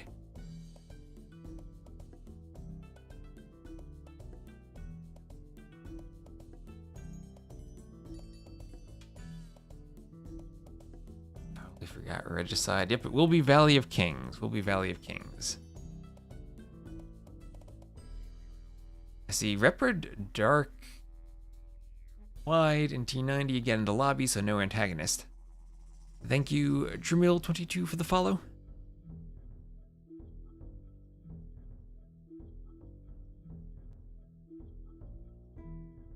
Remind me to drink water and stay hydrated during this cast.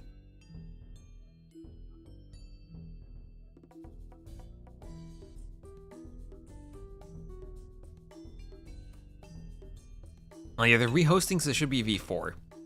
Should be V4, there we go. Probably had to restart their game and force the mod to update.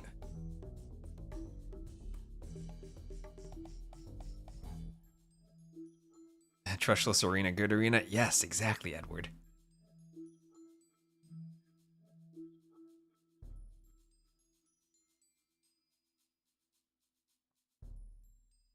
See, that's how I know I have a good chat, when they understand the value of arena.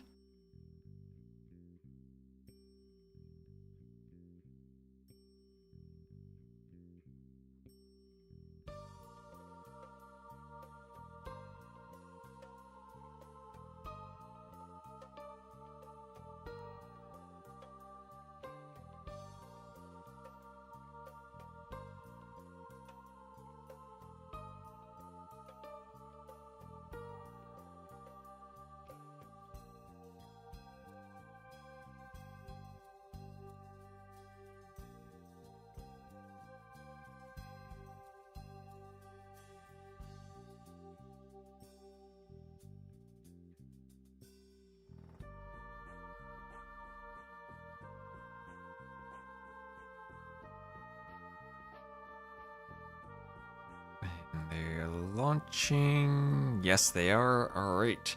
And okay, someone was asking where the Shu were going to be used. It'll be here, Shu and Hindustanis for Dark and T90, then Slavs and Byzantines for Repard and Wide. Starting with the barracks on a regicide with Slavs will leave you so much pop space. Oh, and against the Hindustanis, if we ever get Cataphracts, oh, those will be nice. Cataphracts hard counter Hindustanis.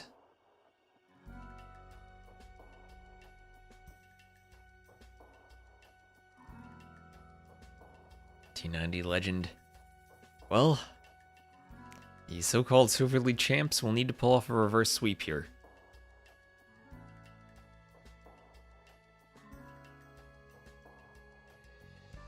Why not just go CA as Hindustanis versus Cataphracts? You don't have fully upgraded CA and Imp. And then Byzantines can just go Skirms because they're Byzantines.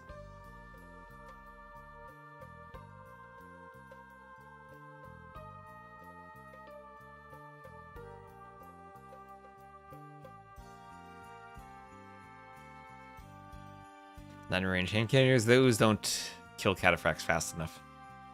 It's still Cav unit versus Archer unit there. And also the fact Byzantines can just go Skirms. A Cataphract Skirm, that's deadly.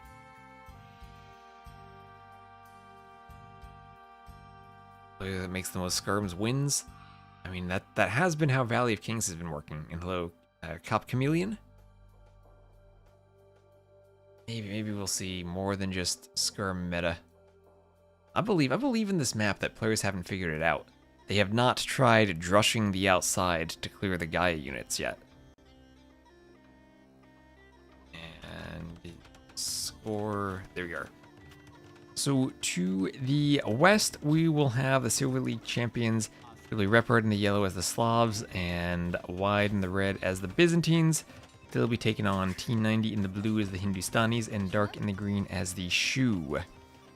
And this is a regicide map with some Gaia units on the outside. T90 immediately runs his king into them. Now, everyone also lumber camps the middle. You could also just lumber camp the outside. Usually you have a wood line. And Viper, thank you very much for the raid. You are raiding into T90's team, having a 2-0 lead in the Silver League. Against Repard, Wide, and also Antagonist on that roster. This is the quarterfinals. This is the final set in the quarterfinals. T90 looking to make it with Dark into the semifinals. So thank you, Viper. I saw you doing some Rage Forest earlier. Hope you enjoyed Rage Forest. I don't know if you played any 3v3 Rage Forest. I did update the Rage Forest map to support 3v3s. So thank you for the raid, Viper. Yeah, Viper loves silver, doesn't he? He's the silver boy. Appropriate to raid into the Silver League. And Akrazia SC, thank you for the follow. And I do also have a follower goal of 15,000. If we hit that this weekend, I'm going to add another $500 to the prize pool for Cartographers, so I appreciate the follows. And everyone should be up to feudal now, but fast to feudal ages for Wide and Repard. This is a regicide start, and it really takes a focused build to go up, because you don't start with any gold, and doing loom is tricky. And Alamol90, Cray13, thank you for the follows. There are some chickens in the middle, but players never take them. You don't really have the time to take them. You can maybe TC them in the mid-game, though. I guess the mid-game. Usually these games have been over pretty quickly by whoever makes more skirms, but I think players have more room to play on the outside than they've figured out yet. What is a regicide start? You start with 500 food and 0 gold, and only 150 stone. And you have a king and extra vills. Same as the old regicide fortress. Now that I see the map again, I was thinking maybe I should give an extra tower to players inside their walls. You've seen some interesting strats on this map. With Khmer and Georgians, you can click feudal right away, so you can do insta-feudal, be up at 210, and start making scouts quickly. So there's a range from Dark. We'll have scouts from Repard, and archers from Wide, so a scout and archer opening. We'll see if they swap into skirmishers at any point. This map opens up a bit hamstery. All those white dots on the minimap on the outside are Gaia units. They guard the golds and the stones. So you have to fight in the middle a bit. It's kind of like Chaos Pit. It's also inspired by Bastion, if you saw that in Valhalla. Thank you, Zir and Kataseya, for the follows. Yeah, Valley of Kings is an AOM. That's a very different concept. And Spartan1196, thank you for the follow. Archer coming around, that'll try to hit the spear, and it'll be a skirm immediately for Dark as the shoe. The shoe collect food, or collect food as they gather from the trees. And Italo Calvino24, thank you for the follow. And we'll have a scout from T90 trying to interfere here. Let's run this at normal time. And more scouts for T90, so it'll be scout and skirm against scout and archer. And at some point the Byzantine player probably swaps to skirms, and that point looks like it's now. And good guy Piggle, thank you for the follow.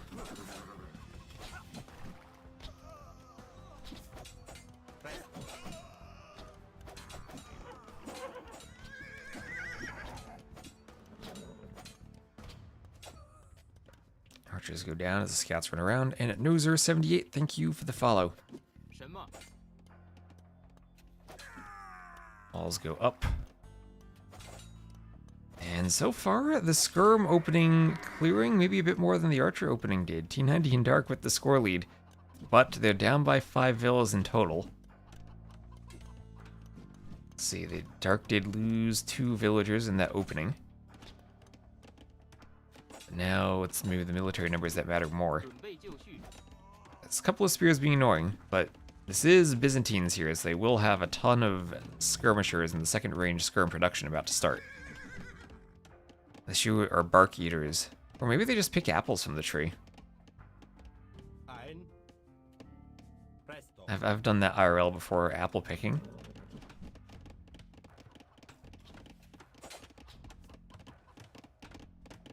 Houses going up for Dark.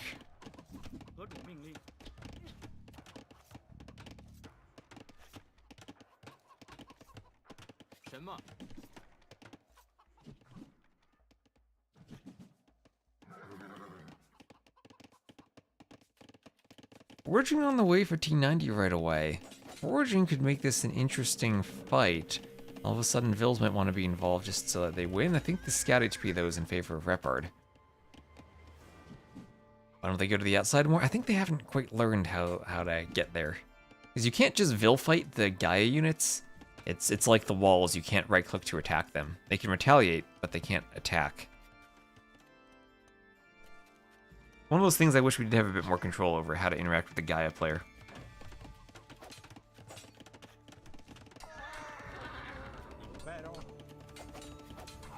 Spear will get some pokes on those scouts. Now Wide and Repard looking to push. Dark fighting on the wood line as the skirms hit the Vills. And we'll have to run around to the outside. And this is where I feel like if you go to the outside, and unfortunately for Dark, he didn't have a wood line.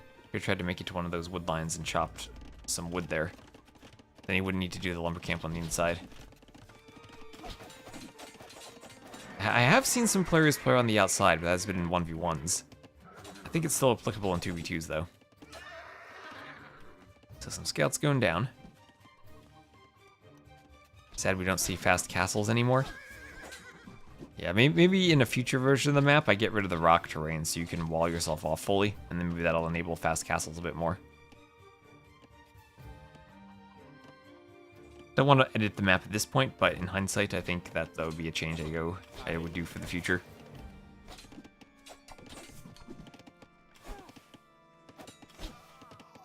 I'd reduced the amount of rock in the practice games, but probably should have eliminated it completely.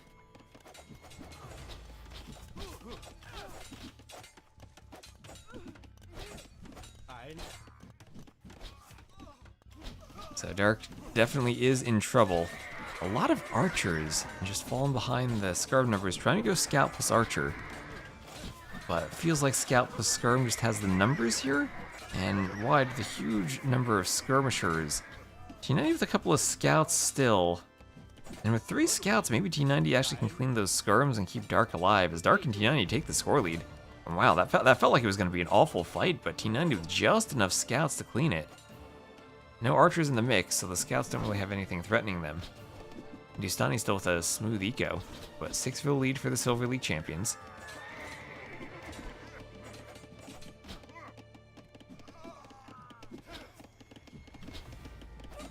Yeah, I don't think you can randomize whether it's rocky or not.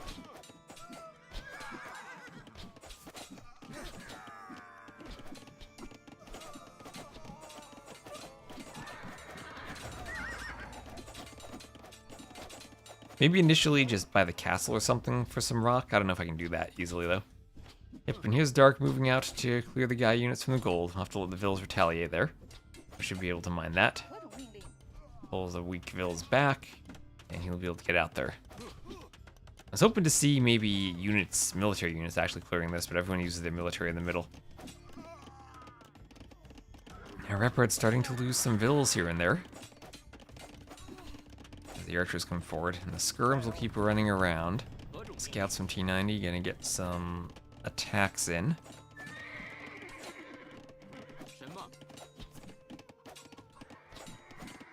Unique unit would probably be used to clear it if they felt they could FC. Yeah, exactly. I have seen Drushes clear it in the Dark Age, and that I think is some unexplored territory because you do start with the barracks.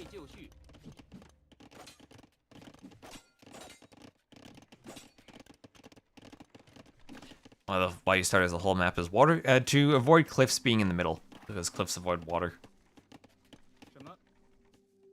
That keeps the cliffs on the outside.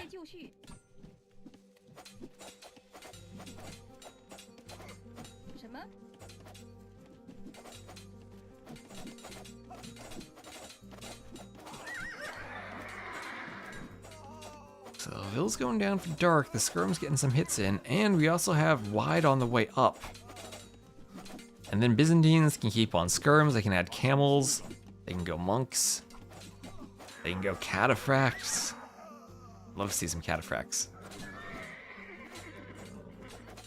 T90 in Dark feels like they're slowly falling behind in their military here. Enough scouts from Repard to clear this. And there's Horse Collar on the way from Wide. Wide up, just adding in the eco upgrade now. Dark's still on the back foot, but at least he has goal on the outside. He's the first player to go to the outside, where it's a bit safer. It looks like T90's found a wood line on the outside too. They'll be chopping away out there.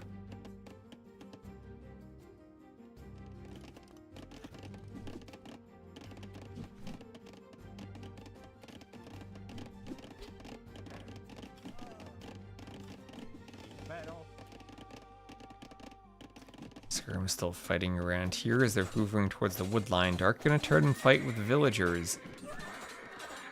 T90 with the scouts there too. One spear is going to be really annoying if this fight happens. There we have castle. Oh, we didn't even have fletching. No fletching yet for Wide. He went to click Bodkin and ended up just clicking fletching.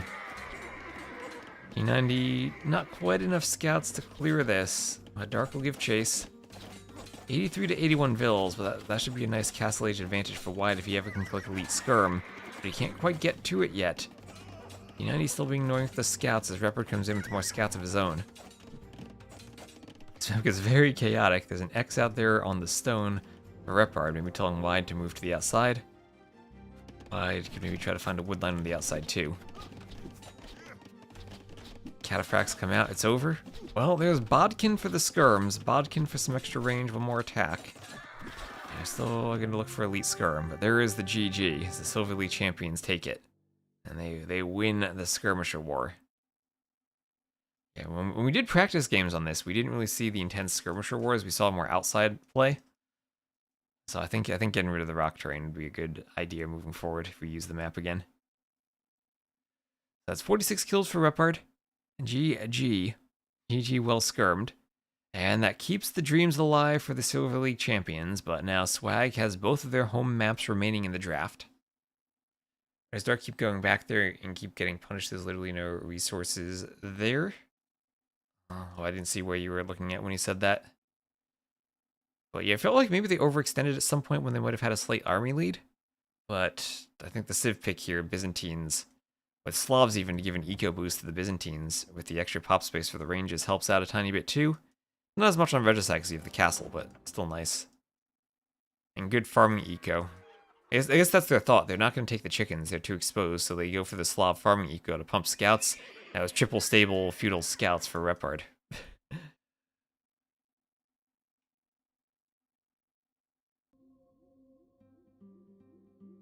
So thank you again, Viper, for the raid. And I will just play an ad in between the games so that we can keep the pre-rolls off during the games. Apologies for the ad. I'm also streaming on YouTube right now if you want to watch without ads. And you're not missing anything. I'm just updating the overlay.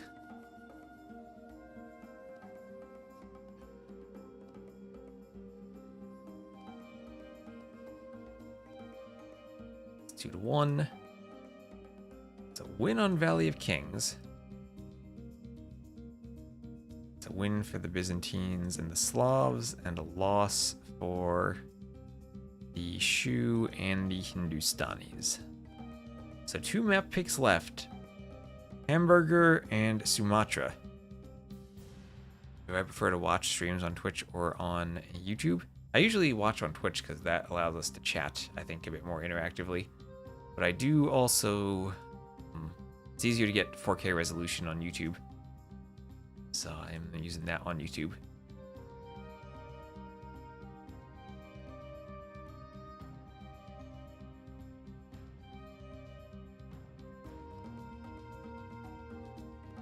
So in the lobby again for the next game, and they've launched already, and it will be on Sumatra.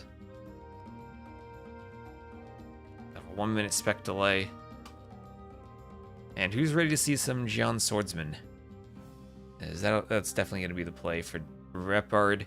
He has picked the Wu. It'll be Italians and Wu against Japanese and Malay. They lack a good water civ for Hamburger. I mean, they have Koreans for Swag. They have Koreans and Berbers, or Koreans Spanish, or Koreans Goths for Hamburger. That's the tower save. They could also go water there. I mean, Berbers are a good water save for their faster moving galleys. Be what, Mongols and Teutons then, or Lithuanians Teutons for Repard's team on Hamburg if he gets there.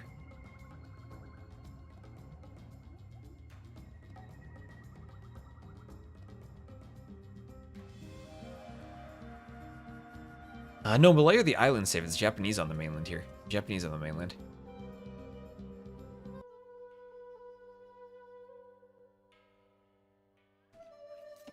Scoreboard got reset when I swapped over, so just a moment. 1, 2, 3. There. So the map will be Sumatra, game number 4. Silver League champions keeping their hope of a reverse sweep alive with a win on Valley of Kings. We'll have Dark on the mainland as the blue Japanese, and T90 on the island as the green Malay. Facing them will be Repard on the island as the yellow Wu, and Wide on the mainland as the red Italians. Oh wait, I thought this would be reversed. I thought the Wu would be on the mainland for the Gian Swordsman. But maybe seeing that the Japanese were there, decided to swap it up. Okay. So the Wu still have the team bonus about getting the food on the docks. Italians could maybe go double water here. You could wall and go double water. That's a play. Malay is on the island. Okay. Yeah, Wu on the water, but I would think the Wu go on... Well, every time I've seen the Wu played, it's been on the mainland for the Jian swordsman on this map. But maybe they're thinking that Japanese would counter that with longswords. So just putting them on the island anyway, thinking that maybe Italians are the better matchup against the Japanese, anticipating Japanese there. Wu Condottieri could be funky. Always got to enjoy a good round of Condottieri.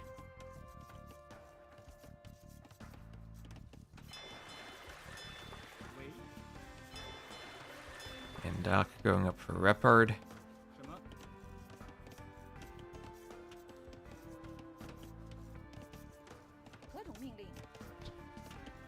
So for Doc, Wu, what is it? How much food is it per Doc? Get the number. It is 65 food for every military production building in every dock. So I have seen some type of drush plus dock play with the Civ as that team bonus.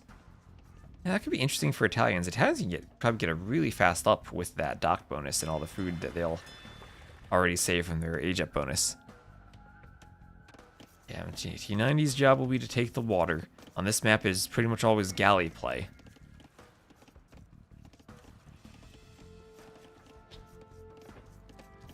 So he needs to have a good build with the Malay to get a decent feudal timing and then get galleys out. Yeah, that's a good question, Excalibur. I don't know. I don't quite know how well he goes for galleys. Or, I mean, he has played since AOC. The ultimate play, though, would be for T90 to make a transport ship, do a barracks at home, and then land the island to do some forward archery ranges.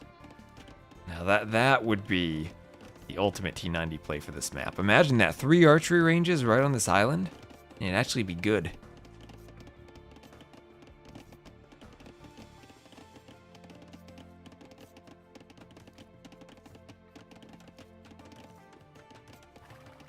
So the deer being pushed in. No vills to take the deer, though. Guess they're all on the stragglers. I'll just leave it decaying there, probably. Just for the future. So he goes out for more gold. More gold, quite a lot on the way up for repard. Adding in one more dock. Wide FCing. Oh, he's up very slow as the Italians, and you know what? He might FC. He can wall himself fully. The back's kind of exposed, but yeah, that could actually be an option for him. Definitely be an option.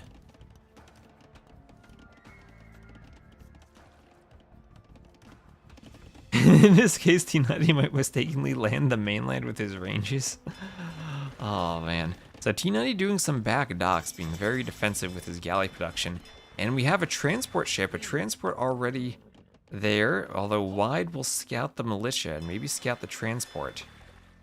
So this team has a plan. They have a plan for the transport to go over to T90 and maybe let him escort their vills forward. What is the plan here? Is this the counter to the fast castle, or just the ignore it and land the island? There's the drush on the transport. And thank you, Hey Spaz, for the follow. Fire galleys for fire galleys. What? Oh, with the armor. He's gonna go 3 dock fire galleys with the armor. Alright, and then a man-at-arms. But that transport could run into the fire galleys. This is a risky transport. There are no vills there, and they've scouted the militia, and they have an idea of what's coming, so the small walls are already on the island for repard. That vill may be in a bit of danger. He got Loom, and he's gonna run. Man-at-arms not dropping out the right side of the transport that maybe Dark wanted. And if Dark doesn't get value from this, that could be maybe a setback for the team. And if Wide was going, he's just going to go for a range. But maybe as the Italians prioritizing the castle timing, as he's going to get in on Dark's eco. He's going to get in on Dark, lose the scout to the TC fire.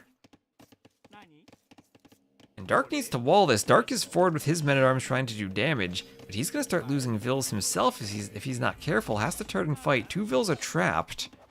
2 vills are trapped. Ooh, 1 glitches through, but glitches through to her death. That vill trying to make his way through. Wide repositioning the men-at-arms. Defensive archer out, but that's 2 vills down. At the same time, Dark trying to do pressure. He kills the scout. He's going to keep repard off of the berries for now. Repard has to go back to his wood line. And on the water, repard getting some fires in on Dark's fish. Japanese fishing ships, though, they're extra tanky. And Quanfi, thank you for the follow. T90 will get his galleys out. No fletching yet, though. And without fletching, they're not going to do too good against the fire galleys. Fletching on the way also for wide. Nice strategy with the men-at-arms, but maybe not in time to damage repard. I mean, they are at least still hoovering around. And I don't know how they ever get cleaned without an archery range. That's something repard's not going to want to invest into. At the same time, Blacksmith going up for Dark. What is he doing? He's not walled. That's an aggressive Blacksmith when he knew the men-at-arms were there. Fletching is in. He loses another villager. Dark!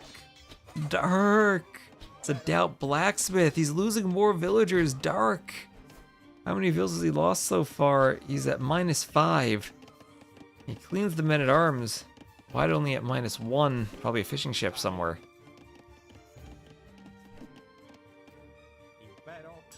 Oh no, that's still a denied Blacksmith, delaying fletching. It's a Doubtsmith right there. And the fires from the Wu with careening against T90, who does at least now have fletching. I think T90 wins the water, though. I don't think fires are, even with careening, possible to win on this map. Even Byzantine fires probably wouldn't win. Dark does have one galley queued.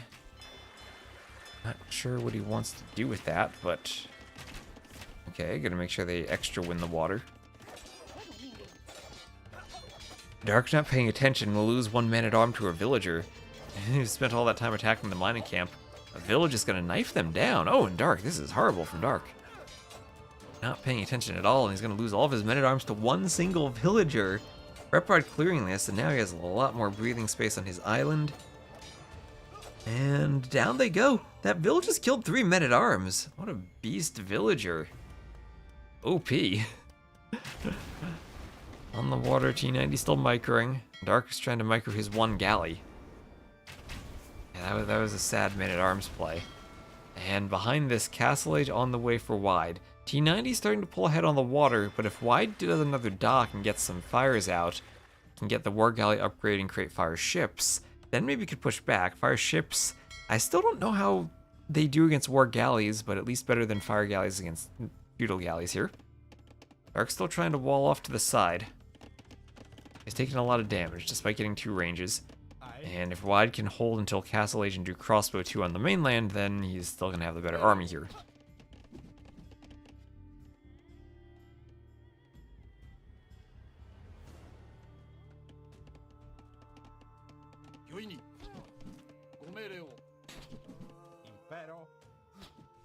Archer's going down.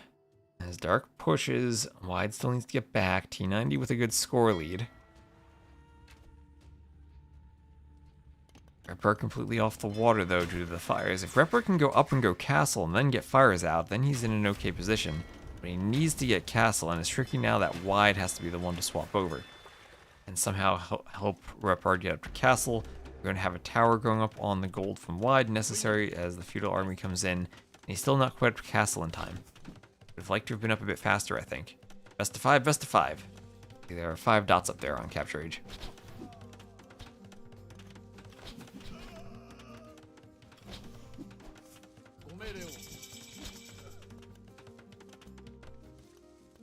Some archers going down as the tower goes up. Swag so far ahead on villagers. Fishing ships, I think, is a lot of it. We have 11 and 11 fishing ships compared to just 3. So that's Castle Age on the way for T90. Now he can do War Galley. Castle clicked for Dark, but wide is up. Repard not up yet. And T90 had swapped to a few fires, so he actually will have a good Castle Age military if he does War Galley himself. That fast melee uptime helping him match the Italians. And hello, Cheney. Good evening to you.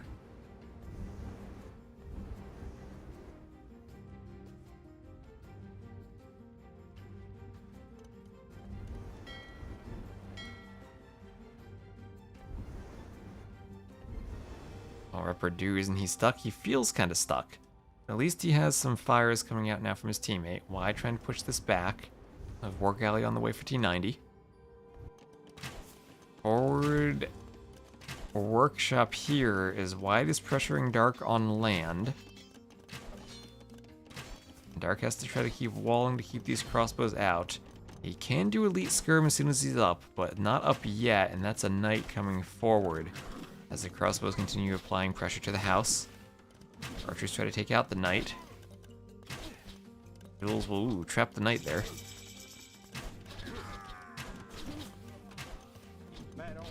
Skirm's picking off the crossbows. Crossbows have to run.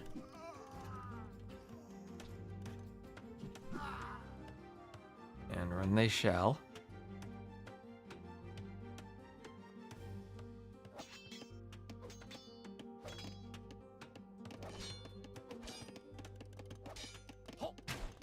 Skirm's still running away.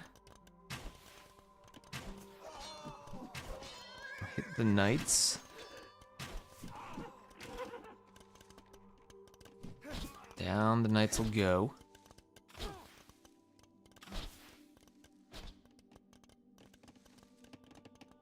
And a rock hopper, hello there. Hi, you're new. Well, welcome. As crossbows now fighting elite skirm. Dark with elite skirm probably can clear some of this. Mangonel on the way. What type of mangonel shot will we have from wide? Ooh, nice dodge. Dark paying attention. Now takes a hit there. Probably has to go for the Repairville more than the Mangonel. And yeah, he recognizes that. Gets the Vil. In the min range, he splits. Tries to pick off more crossbows. Armor on the way for the knights as Wide keeps pushing. We're gonna have cav archers, Japanese cav archers. As T90 is dominating on the water, the fire galleys from repard did not work in the feudal age. T90 out-microed them. And Tikakan and Rockhopper, thank you for the follows. No crossbow upgrade for Dark, just going straight for the cav archers. Second armor upgrade on the way. Trying to get cav archer numbers out to surround this on the back. And Wide's push on the mainland, their last hope. Repard is just slinging now. Feels very over if Dark holds. And if Dark holds, it is pretty over. But yeah, Repard is, I guess, in a slinging roll now. And T90 gonna swap to a slinging roll too. However, T90 will have the better eco, and also in the Castle Age, he does have coinage in. So with coinage, he'll have the cheaper sling tax, only 20% compared to 50. And Dark also has the fishing ships too. They're the Japanese fishing ships. The repard on the island being hit, he did not manage to transport to the mainland. T90 might even just be able to finish the game if he is able to transport ship and land a couple crossbows. And what an ending that would be if T90 transports for forward ranges now. Still the transport ship alive, they could do it. Brought T90 to the mainland to mine some stone. This is a big Mangonel push though. That is 4 Mangonels on the TC. And Dark, they're falling behind Wide. Trying to make that cav archer switch, but didn't have it in time. Dark had to send Vils just to keep the Mangonels away. His own Mangonel will go down to the Knights. And Knights plus Mangonel now for Wide. Maybe Dark can't stop this. Maybe Dark can't stop this. TC will go down. And we'll gain score from all the Vils that'll be unqueued. And T90 is the melee. It's not like you can just go Knights that easily to pick off the Mangonels. They don't have that second armor. University on the way. Husbandry for ballistics. Mangonel pops out, doesn't even get a good hit. Knights immediately take it out. A couple of cav archers go down. T90, what is he doing? He's doing stables. And what is he gonna do? He's gonna go elephants. He's gonna go melee battle elephants. And that's gonna have to be the answer, as Dark is dying. Dark is dying here. Has to quick wall the Knights away. And the TC will go down.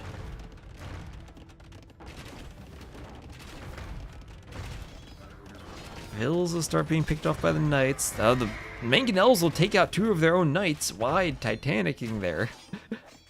Crossbows to keep the Vils away from hitting the Mangonels. TC still being hit by the knights. Here come the elephants. Here come the elephants. Monks are not out. And it's elephant time. It is elephant time. Repard's still slinging at least. He's not like he's not contributing anything. And the Mangonel's gonna get hit on the elephants. Ooh, T90 pays attention there. T90 maybe he meant to pick Magyars this game, but he's getting a lot of elephants now. The crossbow number's not quite there to defend it. And T90 several stables on the mainland for elephants. Maybe that's the answer. Or are they going around that way? It's where T90 set the gather point, probably. Okay, hit on the Cav Archers, but they're tanky enough. They do have bloodlines. And I think this will be it. I think this will be it, as Wyatt will lose some crossbows. Archer of the Elephants. Army numbers are good. The sling continuing, but I think T90 is doing a better job of slinging by slinging elephants. So Elephant and Cav Archer now. There's the GG. And T90 and Dark will do it. They will head to the semifinals. I will head to the semifinals. I will likely stream that on Friday.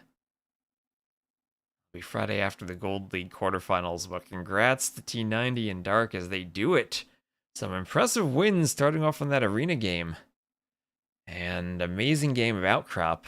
Thought maybe Repard still had a chance as the Franks to go Paladins, but not enough eco at the end, and then the fire choice does not work here. Maybe they needed to swap battalions and woo and have the Italians just play galleys. I don't know, but T90 does it, carrying with the Malay on water. Has some GGs in the chat for T90. Imagine T90 and Dark winning this. Interview with T90? Maybe if they go farther in the tournament. Maybe if they go a bit farther. That's a 3-1. GG. Everyone get the GGs in the chat. T90 does it. So let's see, that's a win on Sumatra. They didn't have to play Hamburger. Didn't have to reveal their Hamburger strats. Didn't even have to use Koreans. It's a win for the Malay and the Japanese. And a loss for the Woo and the Italians. But losing with their top 2 pick civs on Arena for Repard, that's gotta hurt. And Brian M904, thank you for the follow. Who is T90? Is he like Hera? He's not quite on Hera's level, I think. Do we know who they will face next round? Yes, let's take a look at the bracket. I will update the score. The live score update.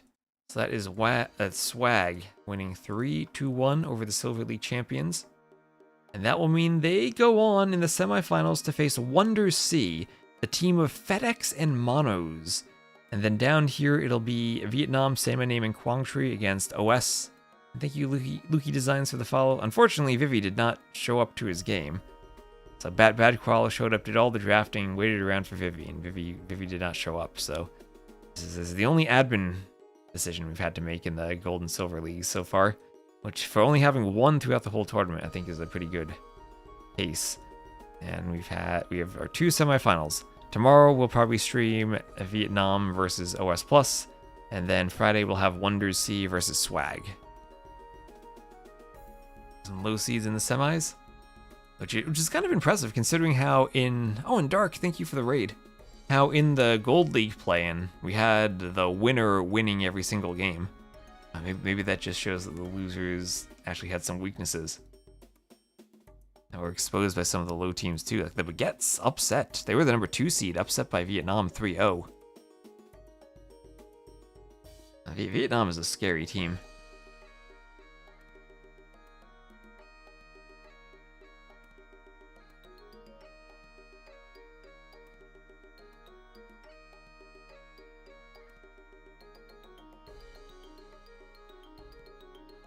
Alright, now let me just see. Do we have anything else? I think that's everything from Silver League. We're caught up and casted.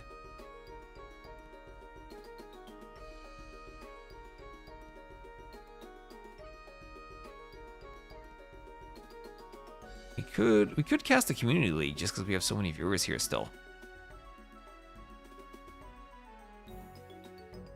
You could always cast Robo's team.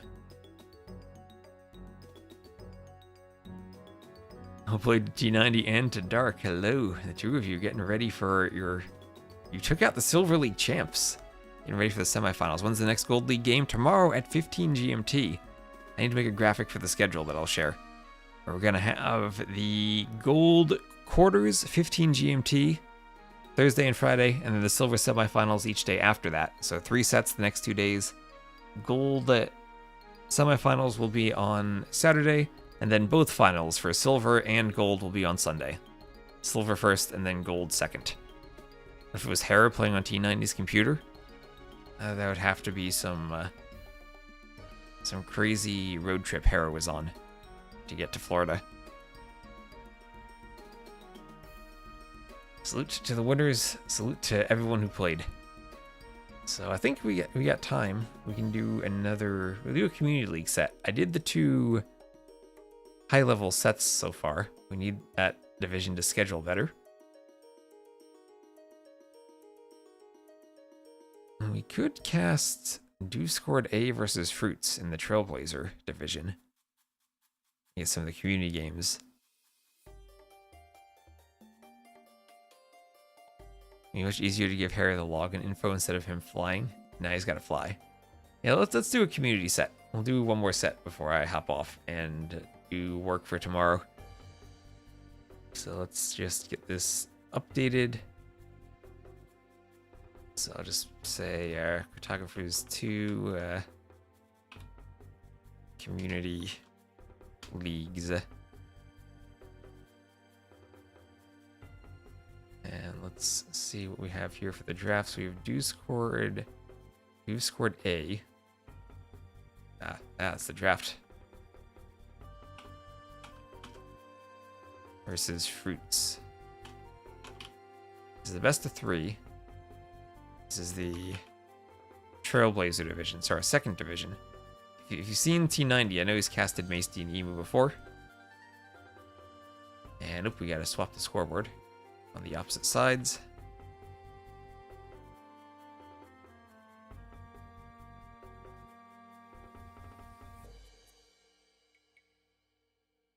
And we also update the title on YouTube.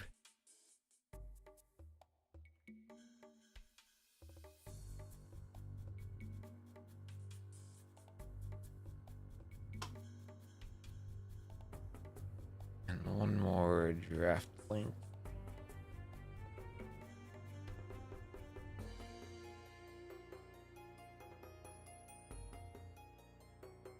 There we go. So this will be a best of 3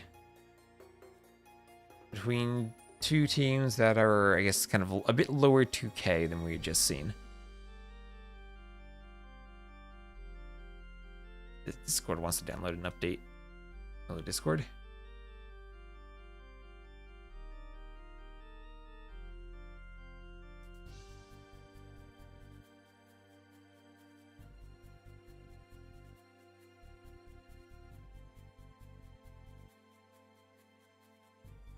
And we'll just hop right on into it.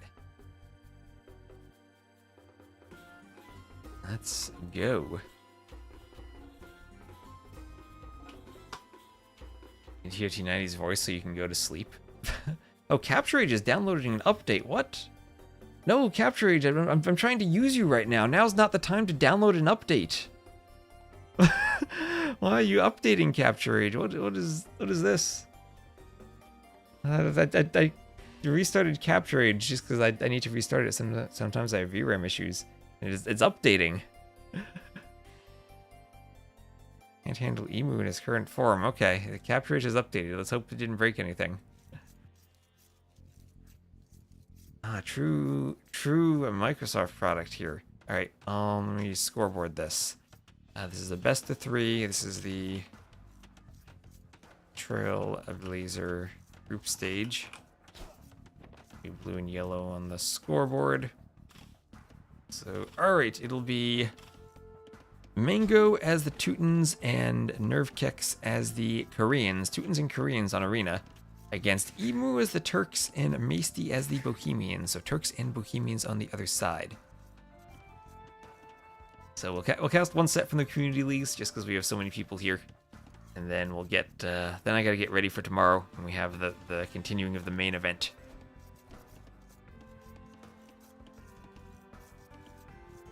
T90's voice is in a level that makes you sleep. Sato game is done. Sato didn't play today. He's going to be playing in the gold. If you're talking about this tournament, he's playing in the gold over the next couple days. I've not paid attention to Medieval Masters at all.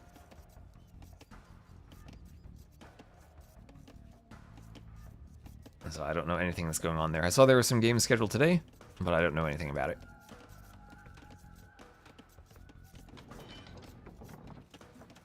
So we've seen Maesty and Emu play quite a bit in our community games here, and definitely in T90 community games too.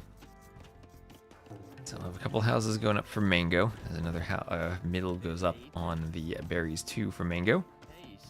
And, well, Teutons will help against the Monk Rush. Not going to Tower Rush. This is, of course, good old Arena with an I. This game played a few days ago, so they had the non-Byzantine fixed version, but that won't matter for this game, of course, no Byzantines. Maybe we can speed up the Dark Age just a bit, because it is Arena. And, well, Teutons Koreans feels like they could almost be a double tower civ. You think TC or MM is the better abbreviation? I don't really have a preference on abbreviations. TC is maybe confusing for TC. You might confuse it with Town Center instead of the Cartographers. I figured naming them Carto in front of the maps would be too much. Yeah, Maesty doing the good old follow your allies scout instead of scouting yourself. At least it does put you in a position to react in case of a scout fight. And oh, big delete on the wall, so Maesty in the back. You could TC over here by the gold in the wood line eventually. Gonna take the back gold rather than the forward one.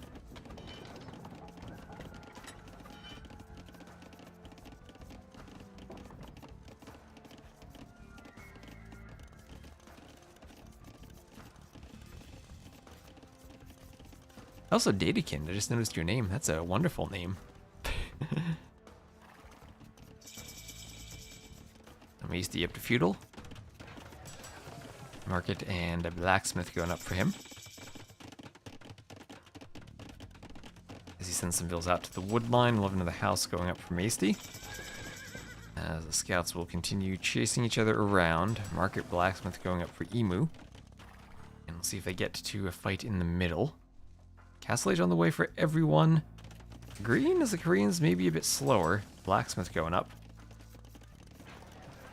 Blacksmith and Market. Scouts going to find each other and take a fight to the north. Hey, sir.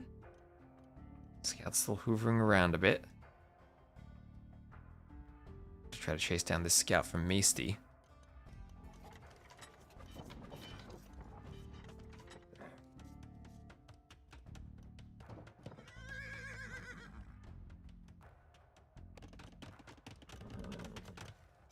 And we'll have a forward house, and this will be a forward castle now from Green as the Koreans. Forward castle on whom, though? Looks like it'll be on Maesty. They're going to do the castle on the side, so it's kind of between Emu and Maesty, making it harder for the Turks player to help out. Ooh, if they notice there's a TC there, they could castle drop a TC. That could be a nasty castle right there. There they go. Castle will be right on the TC. Maesty going to start gathering some stone. Maybe a TC back there could have been safer. And we'll have a castle here from Emu as the Turks. Janissaries not with the range they once had. And that light cab gonna get a kill, but then go down. So losing the light cab is Emu. He starts to add some Janissaries. Janissaries probably won't be able to fight war wagons all that well. The castle now is up and going for the TC. A new Korean castle. And here come the war wagons as it'll open up a hole in the wall. I feel like it could be right next to the wall. Could be maybe slightly more forward. That's for sure. but it'll open up the wall and accomplish everything it needs to. It hits the TC, it opens the wall. So monk defense from Maesty against the war wagons. Has to be careful if the Korean player just goes fast for imp. Scouts for Mingo still hoovering around. Outposts going up as the Janissaries come forward. And Loom on the way for Maesty. Cannot believe Emu let the opponent draft Teutons from him. Well, seems like he just wanted Turks.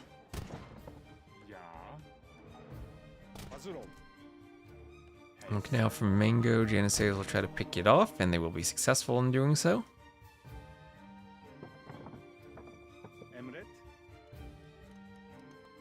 And here come the war wagons, so it will be a 2v1 situation against the Janissaries. They'll have to fall back to the castle. War wagons might want ballistics before taking the fight properly. They don't want to tank too much castle fire, but lots of HP on them. 150 HP per war wagon. And now that the walls are open, Maesty is walled behind. Fully walled behind this. A hole in the back of the TC. That's some creative walling from Maesty. You can get the Vils out the back. Vils can still kind of drop off. They need a mining camp, though. Oh, they can drop off diagonally on the edge of the TC. Look at that. Look at that pathing. Those Vils are going to bump a lot. Maesty getting the creative walls. The scouts start to run around for Mango. I have Town Watch on the way for Maesty. A couple of monks coming out too. Check my Discord messages. I'm being pinged a bit. Okay, Slam. There's a imposter about.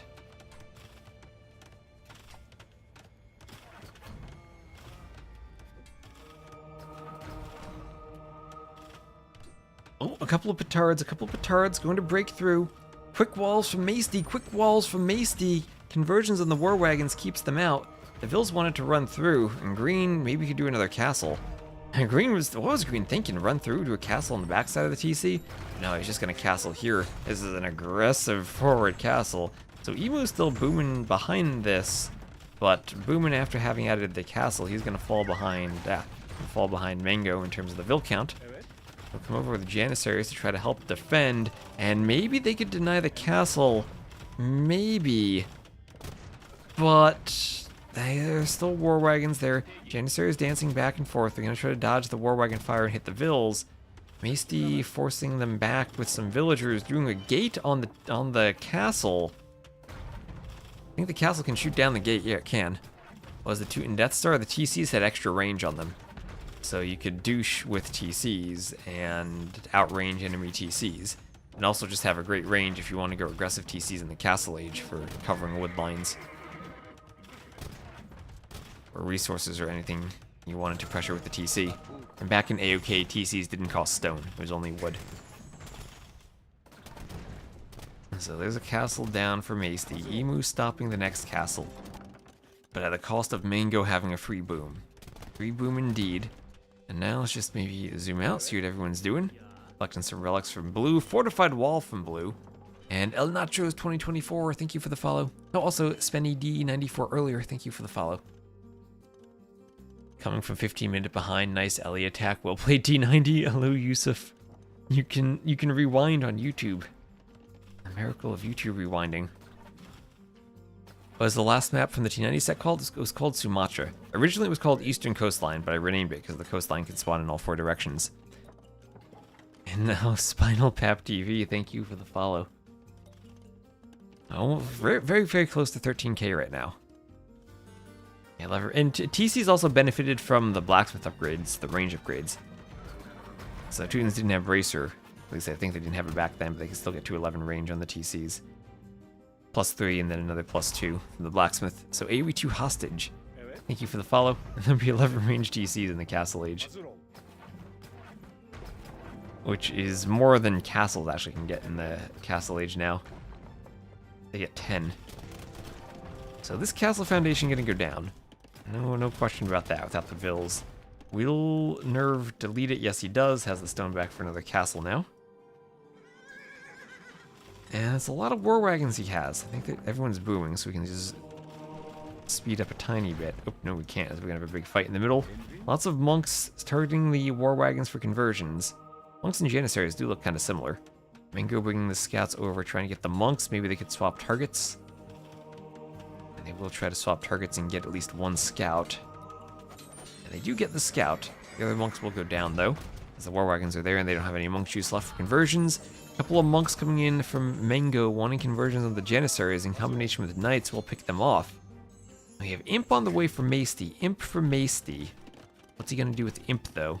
Imp is a Bohemian, is a bit of a boom. Oh, was it +5 range from the get-go? I thought it was +3. +5 would be insane. And petards coming over. They will see the houses there, though. So not going to go immediately for the petards. We'll add in a tower. Green guard tower to keep this open. It was +5. Oh, okay. And then they still benefited from blacksmith, right? So they get +13 in the castle age? Maybe I'm wrong about that, but I thought they did.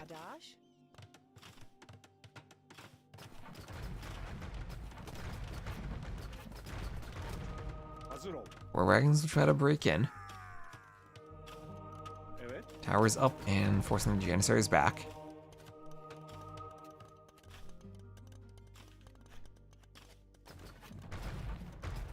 Imperial Age on the way for Maesty. Forging pikemen on the way.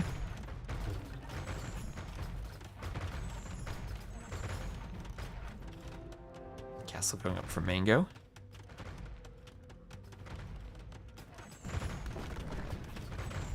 Retards take out the gate.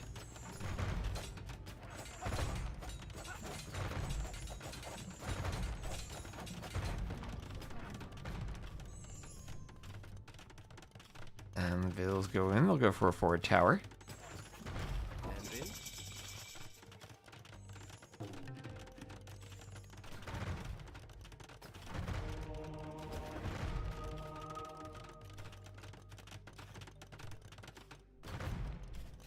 And continue trying to break in, so Emu in some trouble here. He's up to Imp, and doing a second castle.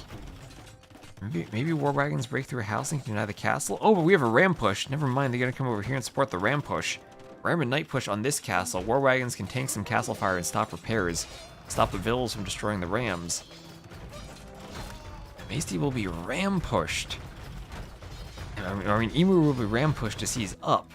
Now Maesty, he's up to Imp, but what's he gonna do? He's going to Treb, try to take out this castle with his own defensive castle.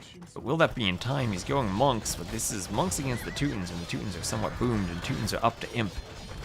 More walls in the back from Emu, but he's losing access to his main gold. He's losing map control. I want to get bombard cannons out.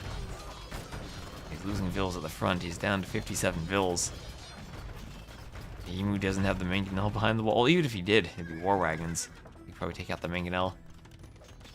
Emu's not walled enough. Wants more walls still.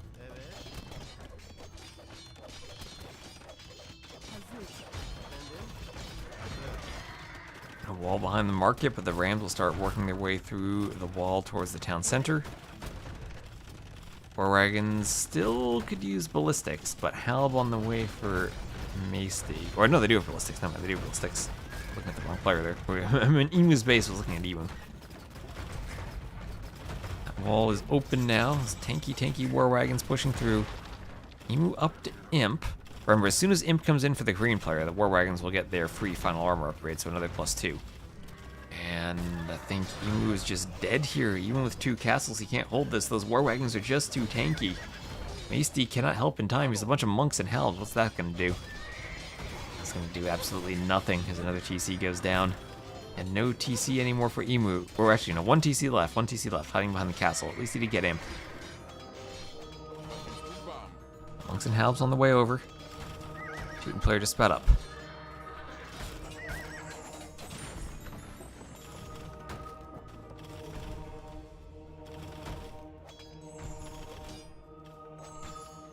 Halbs will come pouring in. And oh, the Treb for Maesty left alone. Green will fight it down with villagers.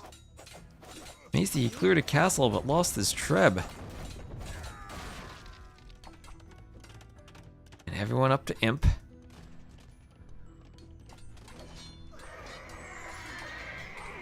Now there's a huge Ville advantage for Mango. War wagons running to the back, wary of the monks.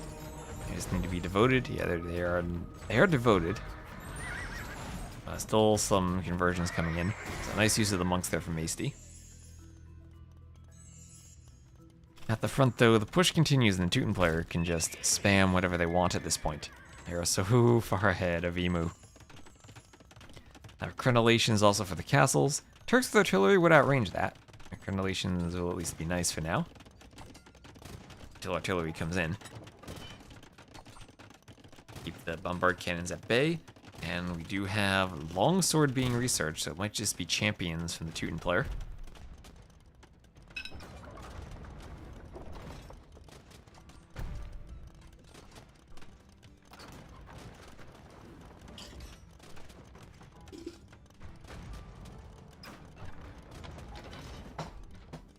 Might see gunpowder from the Bohemians as a way of dealing with that.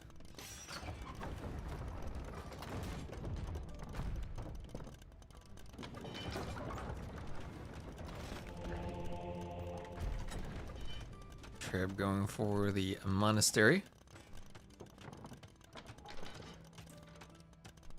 Two-handed swordsman for Mango.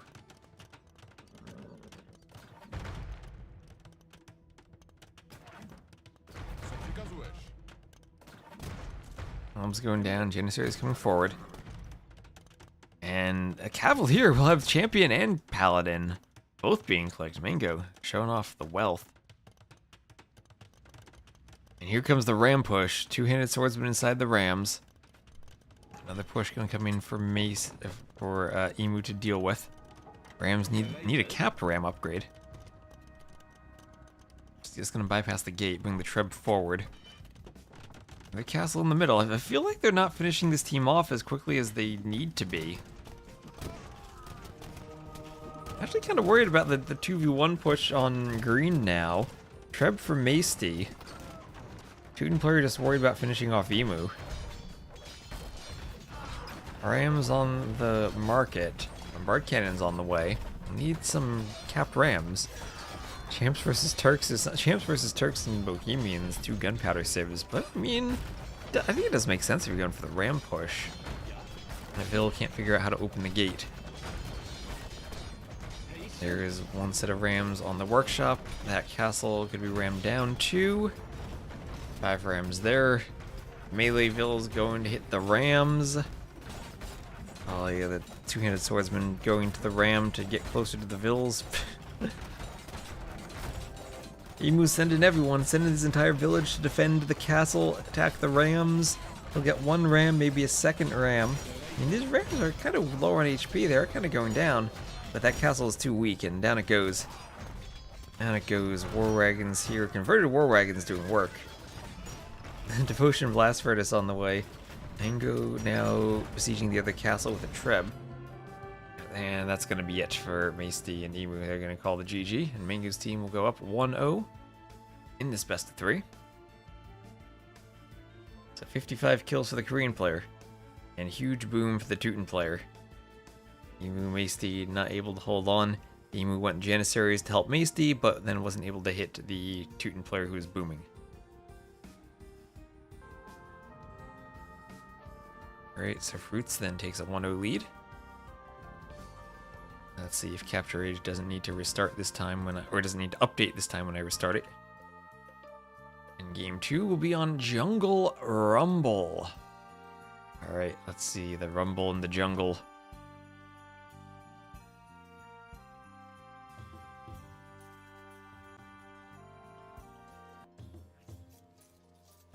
And let's not do red versus green, red versus blue. Alright, so Jungle Rumble, another map where maybe we can speed up the Dark Age. You have your players on the outside and then in the inside, and amped up AF. Thank you for the follow. Hope you are amped up for Cartographers. Imagine the only other time Villes used their bow was against rams, and then they didn't do melee damage to the rams. And only pierce damage? Oh, that'd be horrible. That'd be such a troll. That sounds like a wonderful April Fool's joke. So, Jungle Rumble, So many different strategies we've seen. Now it's Emu's turn to use the Teutons. He'll be on the inside as the Teutons. You don't have the extra HP on these walls, so you can trush if you really want to. I've seen that done before. Chimera on the outside for Masty, so he's probably gonna Ballista Elephant cut to the middle. Wouldn't be surprised to see that. So Mango up to Feudal.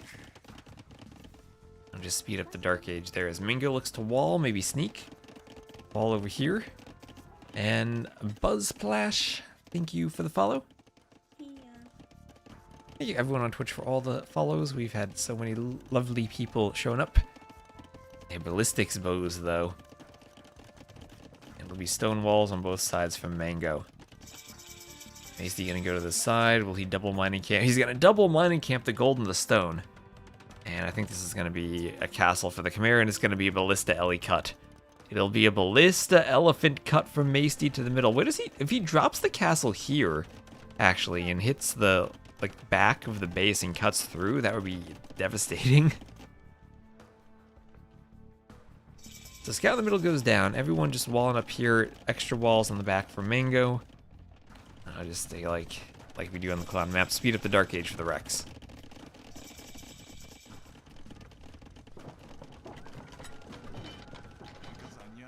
Spear is coming forward. Vill's coming forward for blue in the middle, and it will be for a monk rush, as we also do have double monastery monks for Emu. So Slavs, maybe we don't want to monk rush the Teutons. But he's going for it anyway. He's saying, these Teutons, I don't care. I want a monk rush. It's AoE too. Monk rushing is just in our souls. Always gotta love a good monk rush. There's Mango up to the Castle Age. TC in the middle for blue.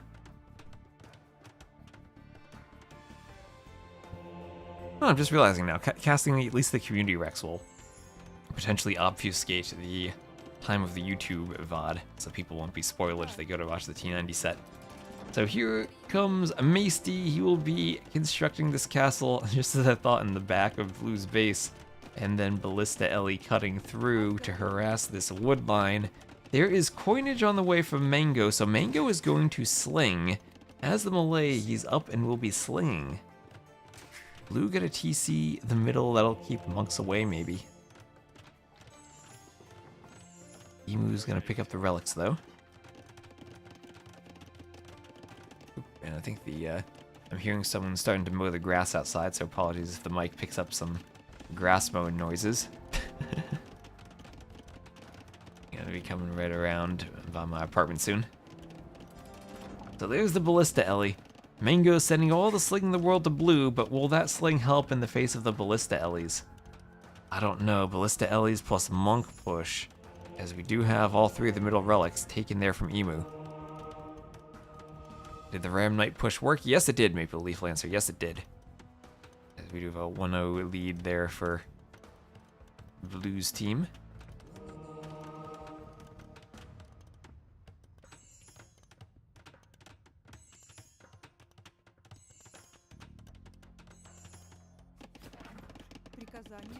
Ballista Ellie going to be hitting the Vills.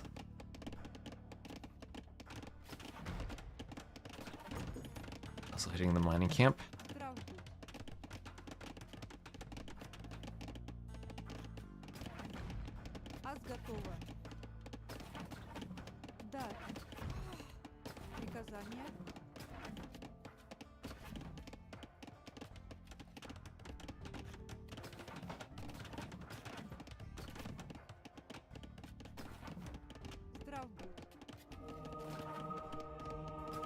Blood conversion, so monk defense now. Monk defense on the Ballista Elephants. We'll have one delete from Masty. We might need a second delete. He's trying to chop his way to freedom. But we'll get another delete. And the stream on YouTube is working? Looks like it's working perfectly for me. Looks like it's working for me.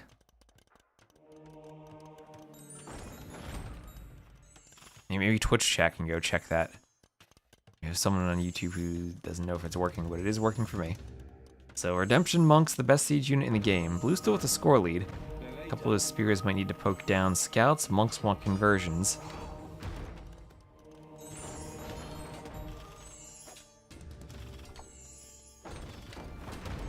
Conversions do come in. the workshop still not focused though.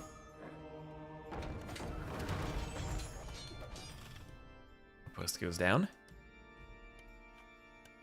It's working for merit. All right, perfect. You can always watch on Twitch if the YouTube stream isn't working. Oh, what was that? Delete to prevent a conversion, maybe. I don't think anything touched that mangonel. Still blue, dealing with more ballista elephants in the back. A few scouts now from Masty to help pick off monks. And I think blue is off of wood completely, and we'll just be relying now on that sling from Mango. Nice strat with the ballista Ellie cut. That's the thing about Jungle Rumble. It's a map where you have to figure out how to play a 2v2 instead of just a 1v1. And outposts all around for Mango to detect cuts. He has his own monks, but not going to be able to do much about that. And Blue's going to try to wall this out. And John Slow, thank you for the raid. You're raiding into Jungle Rumble, as we had a castle and a ballista elephant cut. Now, John Slow is going to be hosting another tournament soon, so go give him a follow too.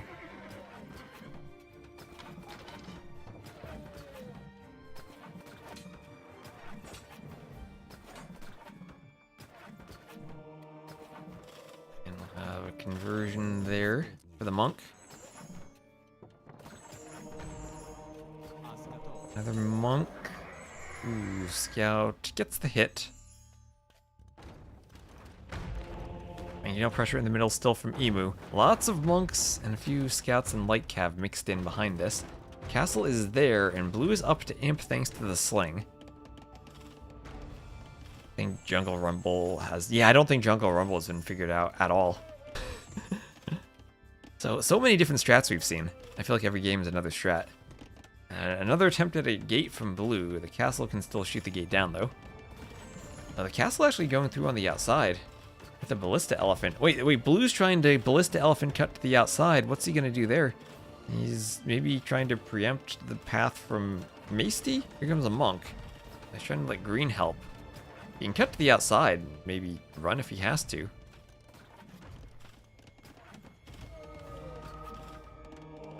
And this is our community league, but we will get back to the gold league tomorrow at 15 and GMT with our first set of the quarterfinals. I need to double check the schedule and see who's playing.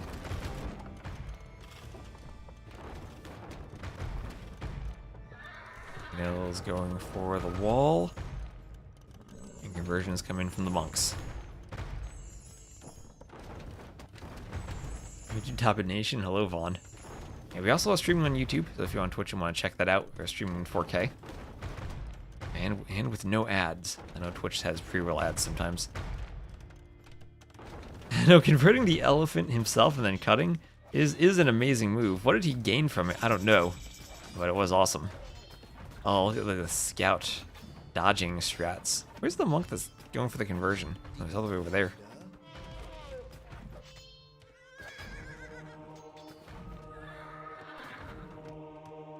So here's another chop. I heal the monk so it converts. Oh, he gets the conversion. Okay, scout converted. Ballista Ellie rewalled. Another conversion there, so Misty deletes. Block printing on the way for blue. Blue Imp and his Imperial Age monks. But Imp on the way also for Emu. He's doing devotion. Blue only 44 vills, so definitely a vill lead for the Do scored team. Oh man, Jungle Rumble has so many amazing strats.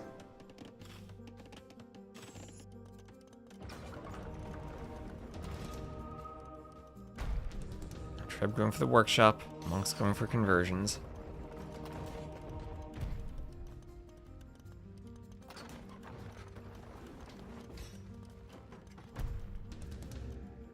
Workshop will likely go down.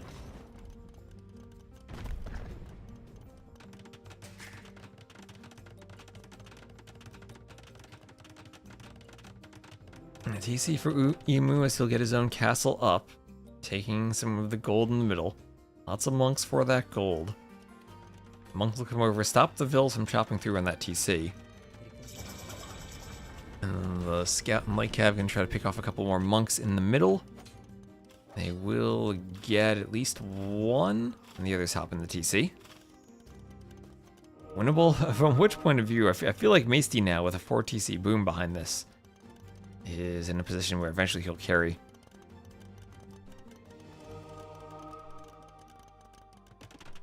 Oh, what is that? A castle from Green? Green going through... Where did he go through? He had to have been this area to get into his teammate's base and do a defensive castle. This passage still working out for them. Masty now the one to wall up, as he's using another Ballista Elephant, and he will be doing his own outposts around the middle to check for cuts, as he's going to cut through to the middle.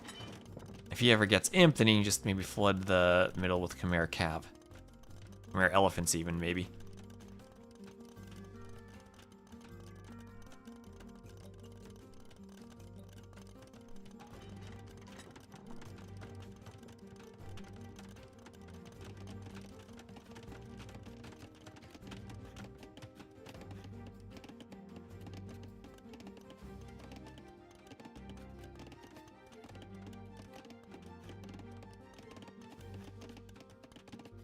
The elephant comes over.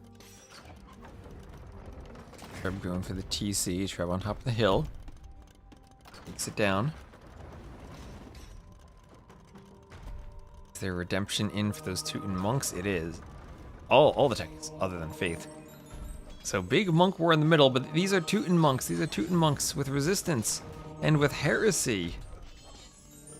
Scouts being converted, more monks going down. Monks are forward now. Emu using the converted monks.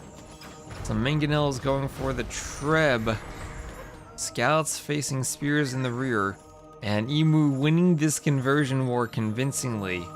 There is not even devotion. No devotion. Slavs don't have heresy. Teutons have it researched. An imp on the way for Masty. I think he's on his way to win. That's a lot of monks. Let's go. Monks are good. Monks good. Mercurial. Monks good. Spears in the rear sounds painful.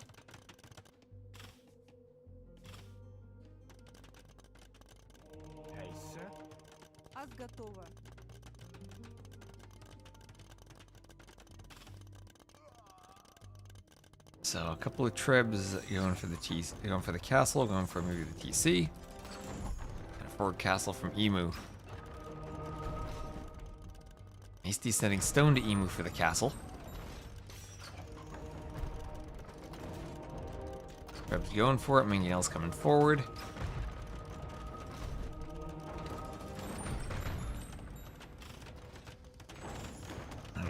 Just walking by as I read that out loud. Yeah, you gotta read the comments.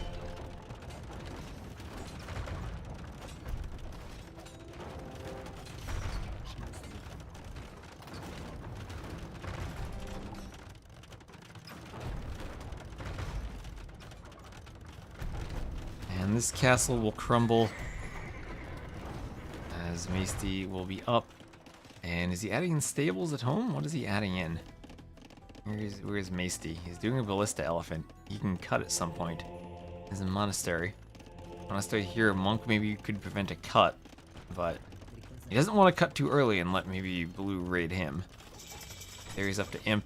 And ram push, ram push! We have Green going for the ram push from the middle. Those rams are filled with Karambits. We need some Teutonic Knights. He's doing it. He's doing the Teutonic Knights to fight the Karambits. Oh, let's go. That's a lot of monks. That one Teutonic Knight, does he fight all these Karambits by himself? There he goes. He can't pathfind. Oh, pathing the counter to the Teutonic Knights. Where are they going? Oh, there he goes. He's gonna turn. He's gonna fight all the Karambits. Oh, down they go. He's beasting on them. Oh, that's a lot of Teutonic Knights now. Get your Teutonic Knights emotes in the chat. Yeah, free murder holes for the castle too. They're stabbing and they're whacking. They have different attack animations. Oh, Karambits stand no chance against the Teutonic Knights. Look at these guys. Barely a scratch on. Not even a scratch on them. And there's the GG. And Masty's team ties it up.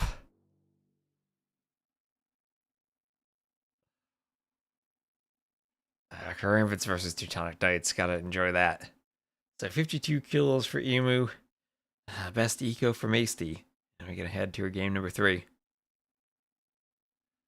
Balanced unit. Perfectly balanced with 0 exploits. Alright, game number 3. This is a best of 3 in the Community League, so this will be the last game of the set. That ties it 1-1. Thank you again, John Slow, for that raid. Give him a shout out. Thank you, Darkerai23, for the follow. And get straight in game number 3, which will be on Golden Lakes. Golden Lakes. And, oh boy, let's make this not blue and purple, blue and yellow. Okay, Golden Lakes. So Huns and Italians for Emu and Maesty against Persians and Dravidians for blue and green for Mango and Nerve. Speed up the Dark Age a bit because these are wrecks and we can go through the Dark Ages as quickly as we may. Lumber camp going up on the wood line there. Now scouts running around. This will be everyone kind of with their own pond, but also opportunities for forward docks. I got excited seeing the blue dot, but it's a scout, not a Vil. And hello, zoom out. Hello. Also another 119 plus on YouTube. Had a couple of raids, and glad to have the 2v2 Cartographers viewers. Glad that people are still interested even in just the Community League.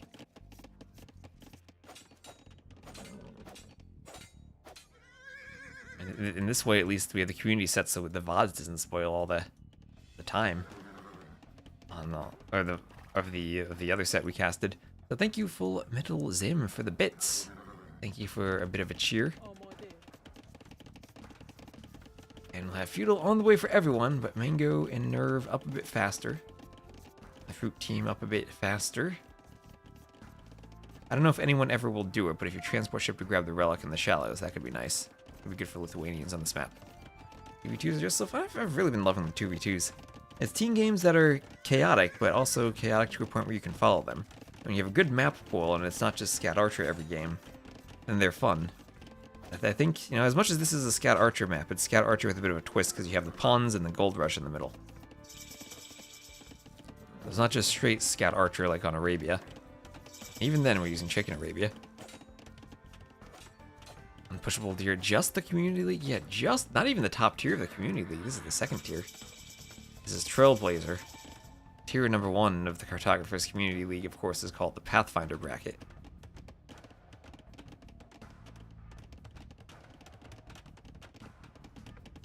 So green probably wants to wall to the edge. That would stop forward docks. I haven't seen many people going for forward docks on this map. Felt like I saw that all the time in the 4v4 version on Nations Cup, and also saw this last time we played the map in Carto, but maybe with the 9 Vil start, just you don't have enough time for it. Both to scout and to get the Vil forward. So scout from Mango running around.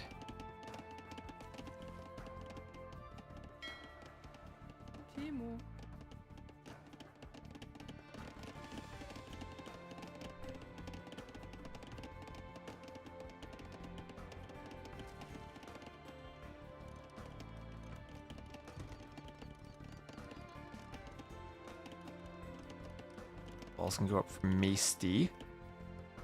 Scout gets picked in the middle as the spear comes forward. Everyone fishing 4, 5, 7, and 6. So more fish for our fruit team. Fishing ships also with the Dravidians. The carry capacity makes them able to fish from far away still efficiently. Or at least more efficiently than from other civs.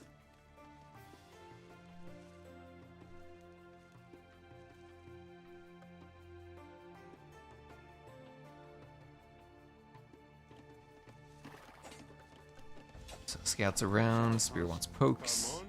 Spears want lots of pokes.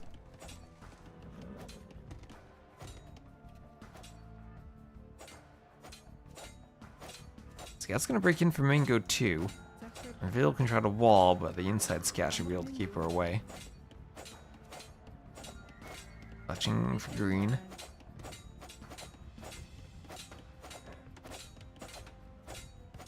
Spears will come over. That Vil will lose quite a lot of HP. Spear should get the pokes, and the scouts have to run away. So not going to get in there. We won't open that up just yet. Force the repairs. Emu continuing to wall. Misty on the other side going to put up a wall here in front of the pond. That'll stop any more forward sneaky docks. Also wall himself in a small circle. Emu could just as well do the same over to here. And then individual walls for the fruits as well. Double ranges there for green. Pumping out those Dravidian archers, ready to come forward and hit Maesty. Maesty 2 ranges for the Italian archers. Yep. Getting pinged on Discord. You gotta keep track of my Discord pings while I'm streaming all the time.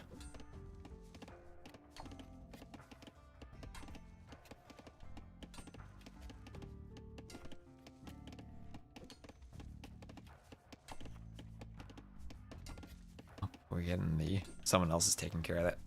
Lots of Discord spam today. I've gotten a fake slam message. Nbrain has had his account hacked and was posting spam everywhere. That's the danger. Once one account gets hacked and posts the spam, one person clicks it and then the spam just spreads. And Dizzy, thank you very much for the raid. Thank you very much, Dizzy. Welcome, welcome. We have Maesty here now. Has his archers forward, trying to break into Mango, causing Mango to do some walling, as Emu had to do earlier. And we'll have green stone walling all the way to the edge of the map. Slam message. Yeah, it was a fake slam. It's a fake slam. I just messaged Slam about it, and he was like, yeah, that's weird. Because there's a slam impersonator out there.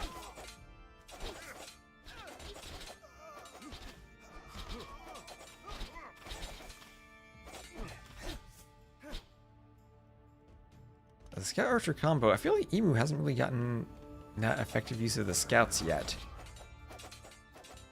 Maybe he can get behind the archers and take a fight. Now there are only 5 Scouts from Mango. Bloodlines in though, forging on the way, no bloodlines for Emu. Green maybe getting a bit forward. The archers wants to bring the rest of the Scouts forward. And Mango with forging, bloodlines, and armor, fully upgraded Scouts. Armor on the way for Emu. Archer's gonna come and group up. Sometimes you pretend to be the max just for fun. Gotta go your Cyan Pocket Paladins. I mean, really, what could be more fun than that? So my browser resized itself. Bro, what are you doing?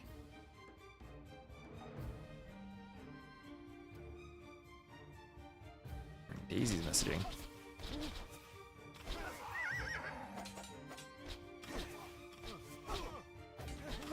The big fight with Scouts and Archers. Scouts being cleared, Archers also clearing each other. Archers coming down. An Archer fight here. Scouts mostly a wash. Slight advantage for Mango there. Maybe Maesty and Emu both being Castle Age though. Mango not up yet. Could be an advantage for them. Yellow could push, but it feels like Maesty has enough archers in the back he can hold.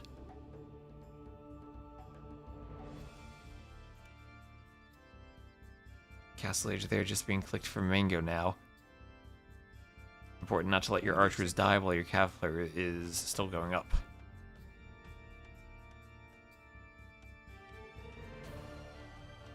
Varian saying, hi, it's me, Slam, in the messages. Oh no. Varian's fake Slam not as convincing as the real Slam, though.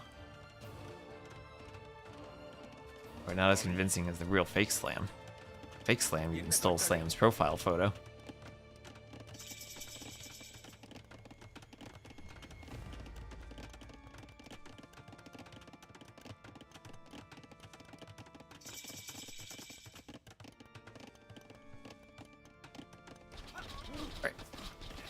So, green's still defending, adding 2 more ranges, 4 ranges. Oh, 1 TC, 4 range play, let's go. As it looks like a scout did manage to break in. Mango did get in on, maybe over here somewhere? On Emu's base. Not just 1 scout though, but he will be annoying for 1 scout, because that is a fully upgraded feudal scout. And Emu not noticing Emu. Let me guess, not noticing the vills go down. Oh no, oh no. Emu adding a second TC at the front, but the back is where the damage is happening. That scout about to get a 3rd villager. Oh, now he notices and turns to fight. There he goes. Oh, that vill go down. Oh, yes, she dies. He gets the scout, but at the cost of 3 vills. At the front, the knights forward, looking to break in. And significantly more vills for this team. They have more fishing ships, too. 12 and 14, only to 10 and 6. Crossbow Knight break-in potential here. More walls in the back from Mango. Everyone slam on the inside. The triple stable Persian Knights. More walls up as vills sacrifice some timing for the crossbows to stay out.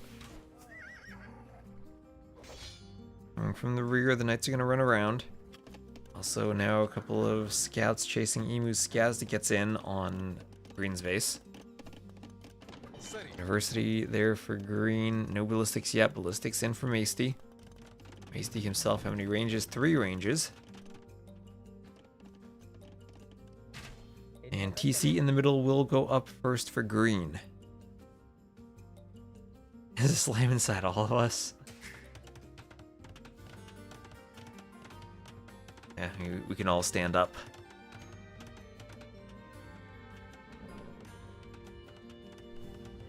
So crossbows, Knights coming over. Still trying to find a way to break in, and Mango's done a great job of repairing and keeping them out so far. Ballistics is in for the crossbows, so they can probably hit the vills as they run from the wood line. One vill goes down. It's come over, and we'll look to get through the house.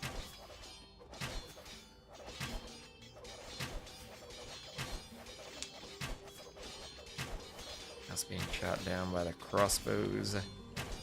Goes. Crossbows want to get through another house, maybe. Go lose another house.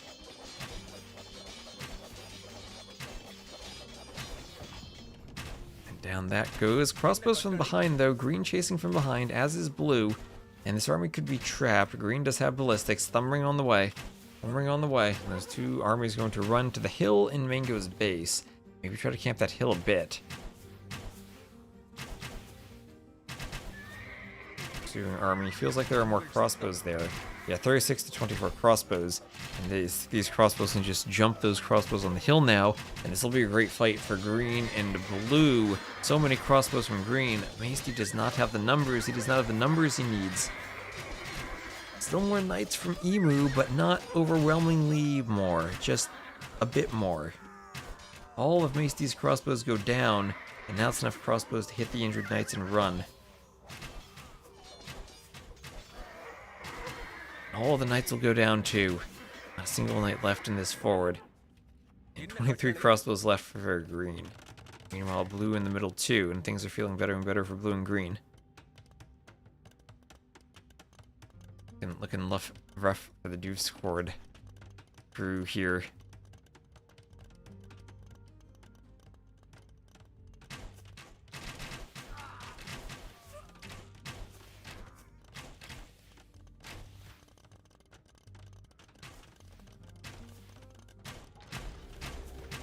Archer's going to take out the outposts.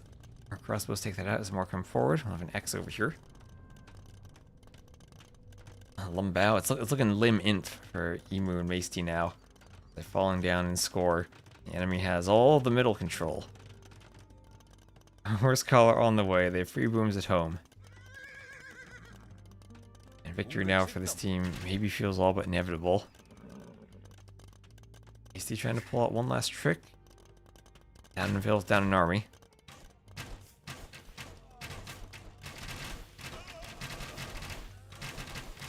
Crossbows trading some shots as the Knights come over.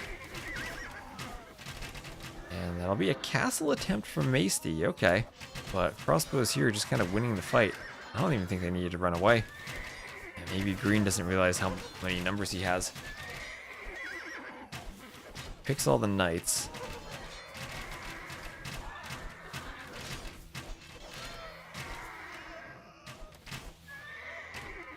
And the Ville's not going to get to that castle as even more crossbows from Green. Green just pumping all those crossbows. And even staying on 72 eco. Has a lot of fish traps now he can add in. 12 of them for his 12 fishing ships. And he'll be right on point to continue the eco booming.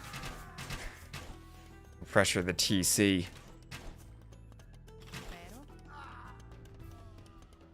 Crossbows hitting a Ville. Crossbows get back. Forward workshop from green. More knights coming forward.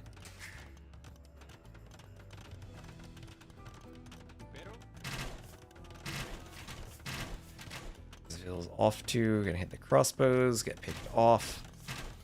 And that's gonna be a forward castle from green. That's a get out of this game castle. Moving over slightly, not wanting it as close to the crossbows on the hill. The crossbows and knights will come over. Emu trying to raid, but maybe this is too little too late.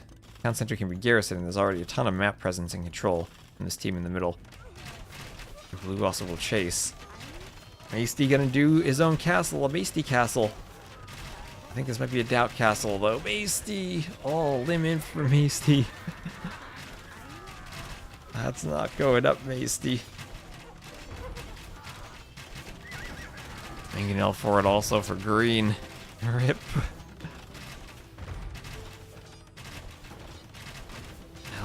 A doubt impersonator. Following after the slam impersonator.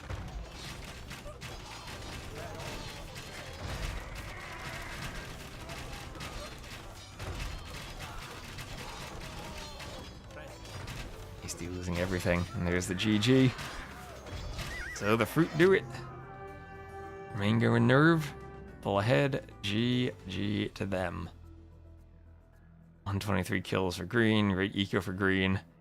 Yeah, that was a lot of crossbows, and the crossbows paid off. Nerve carry. So poor Maesty and Emu. What? It's a group stage, so they will fight another day. Ooh, anyway though. Tomorrow at 15 GMT.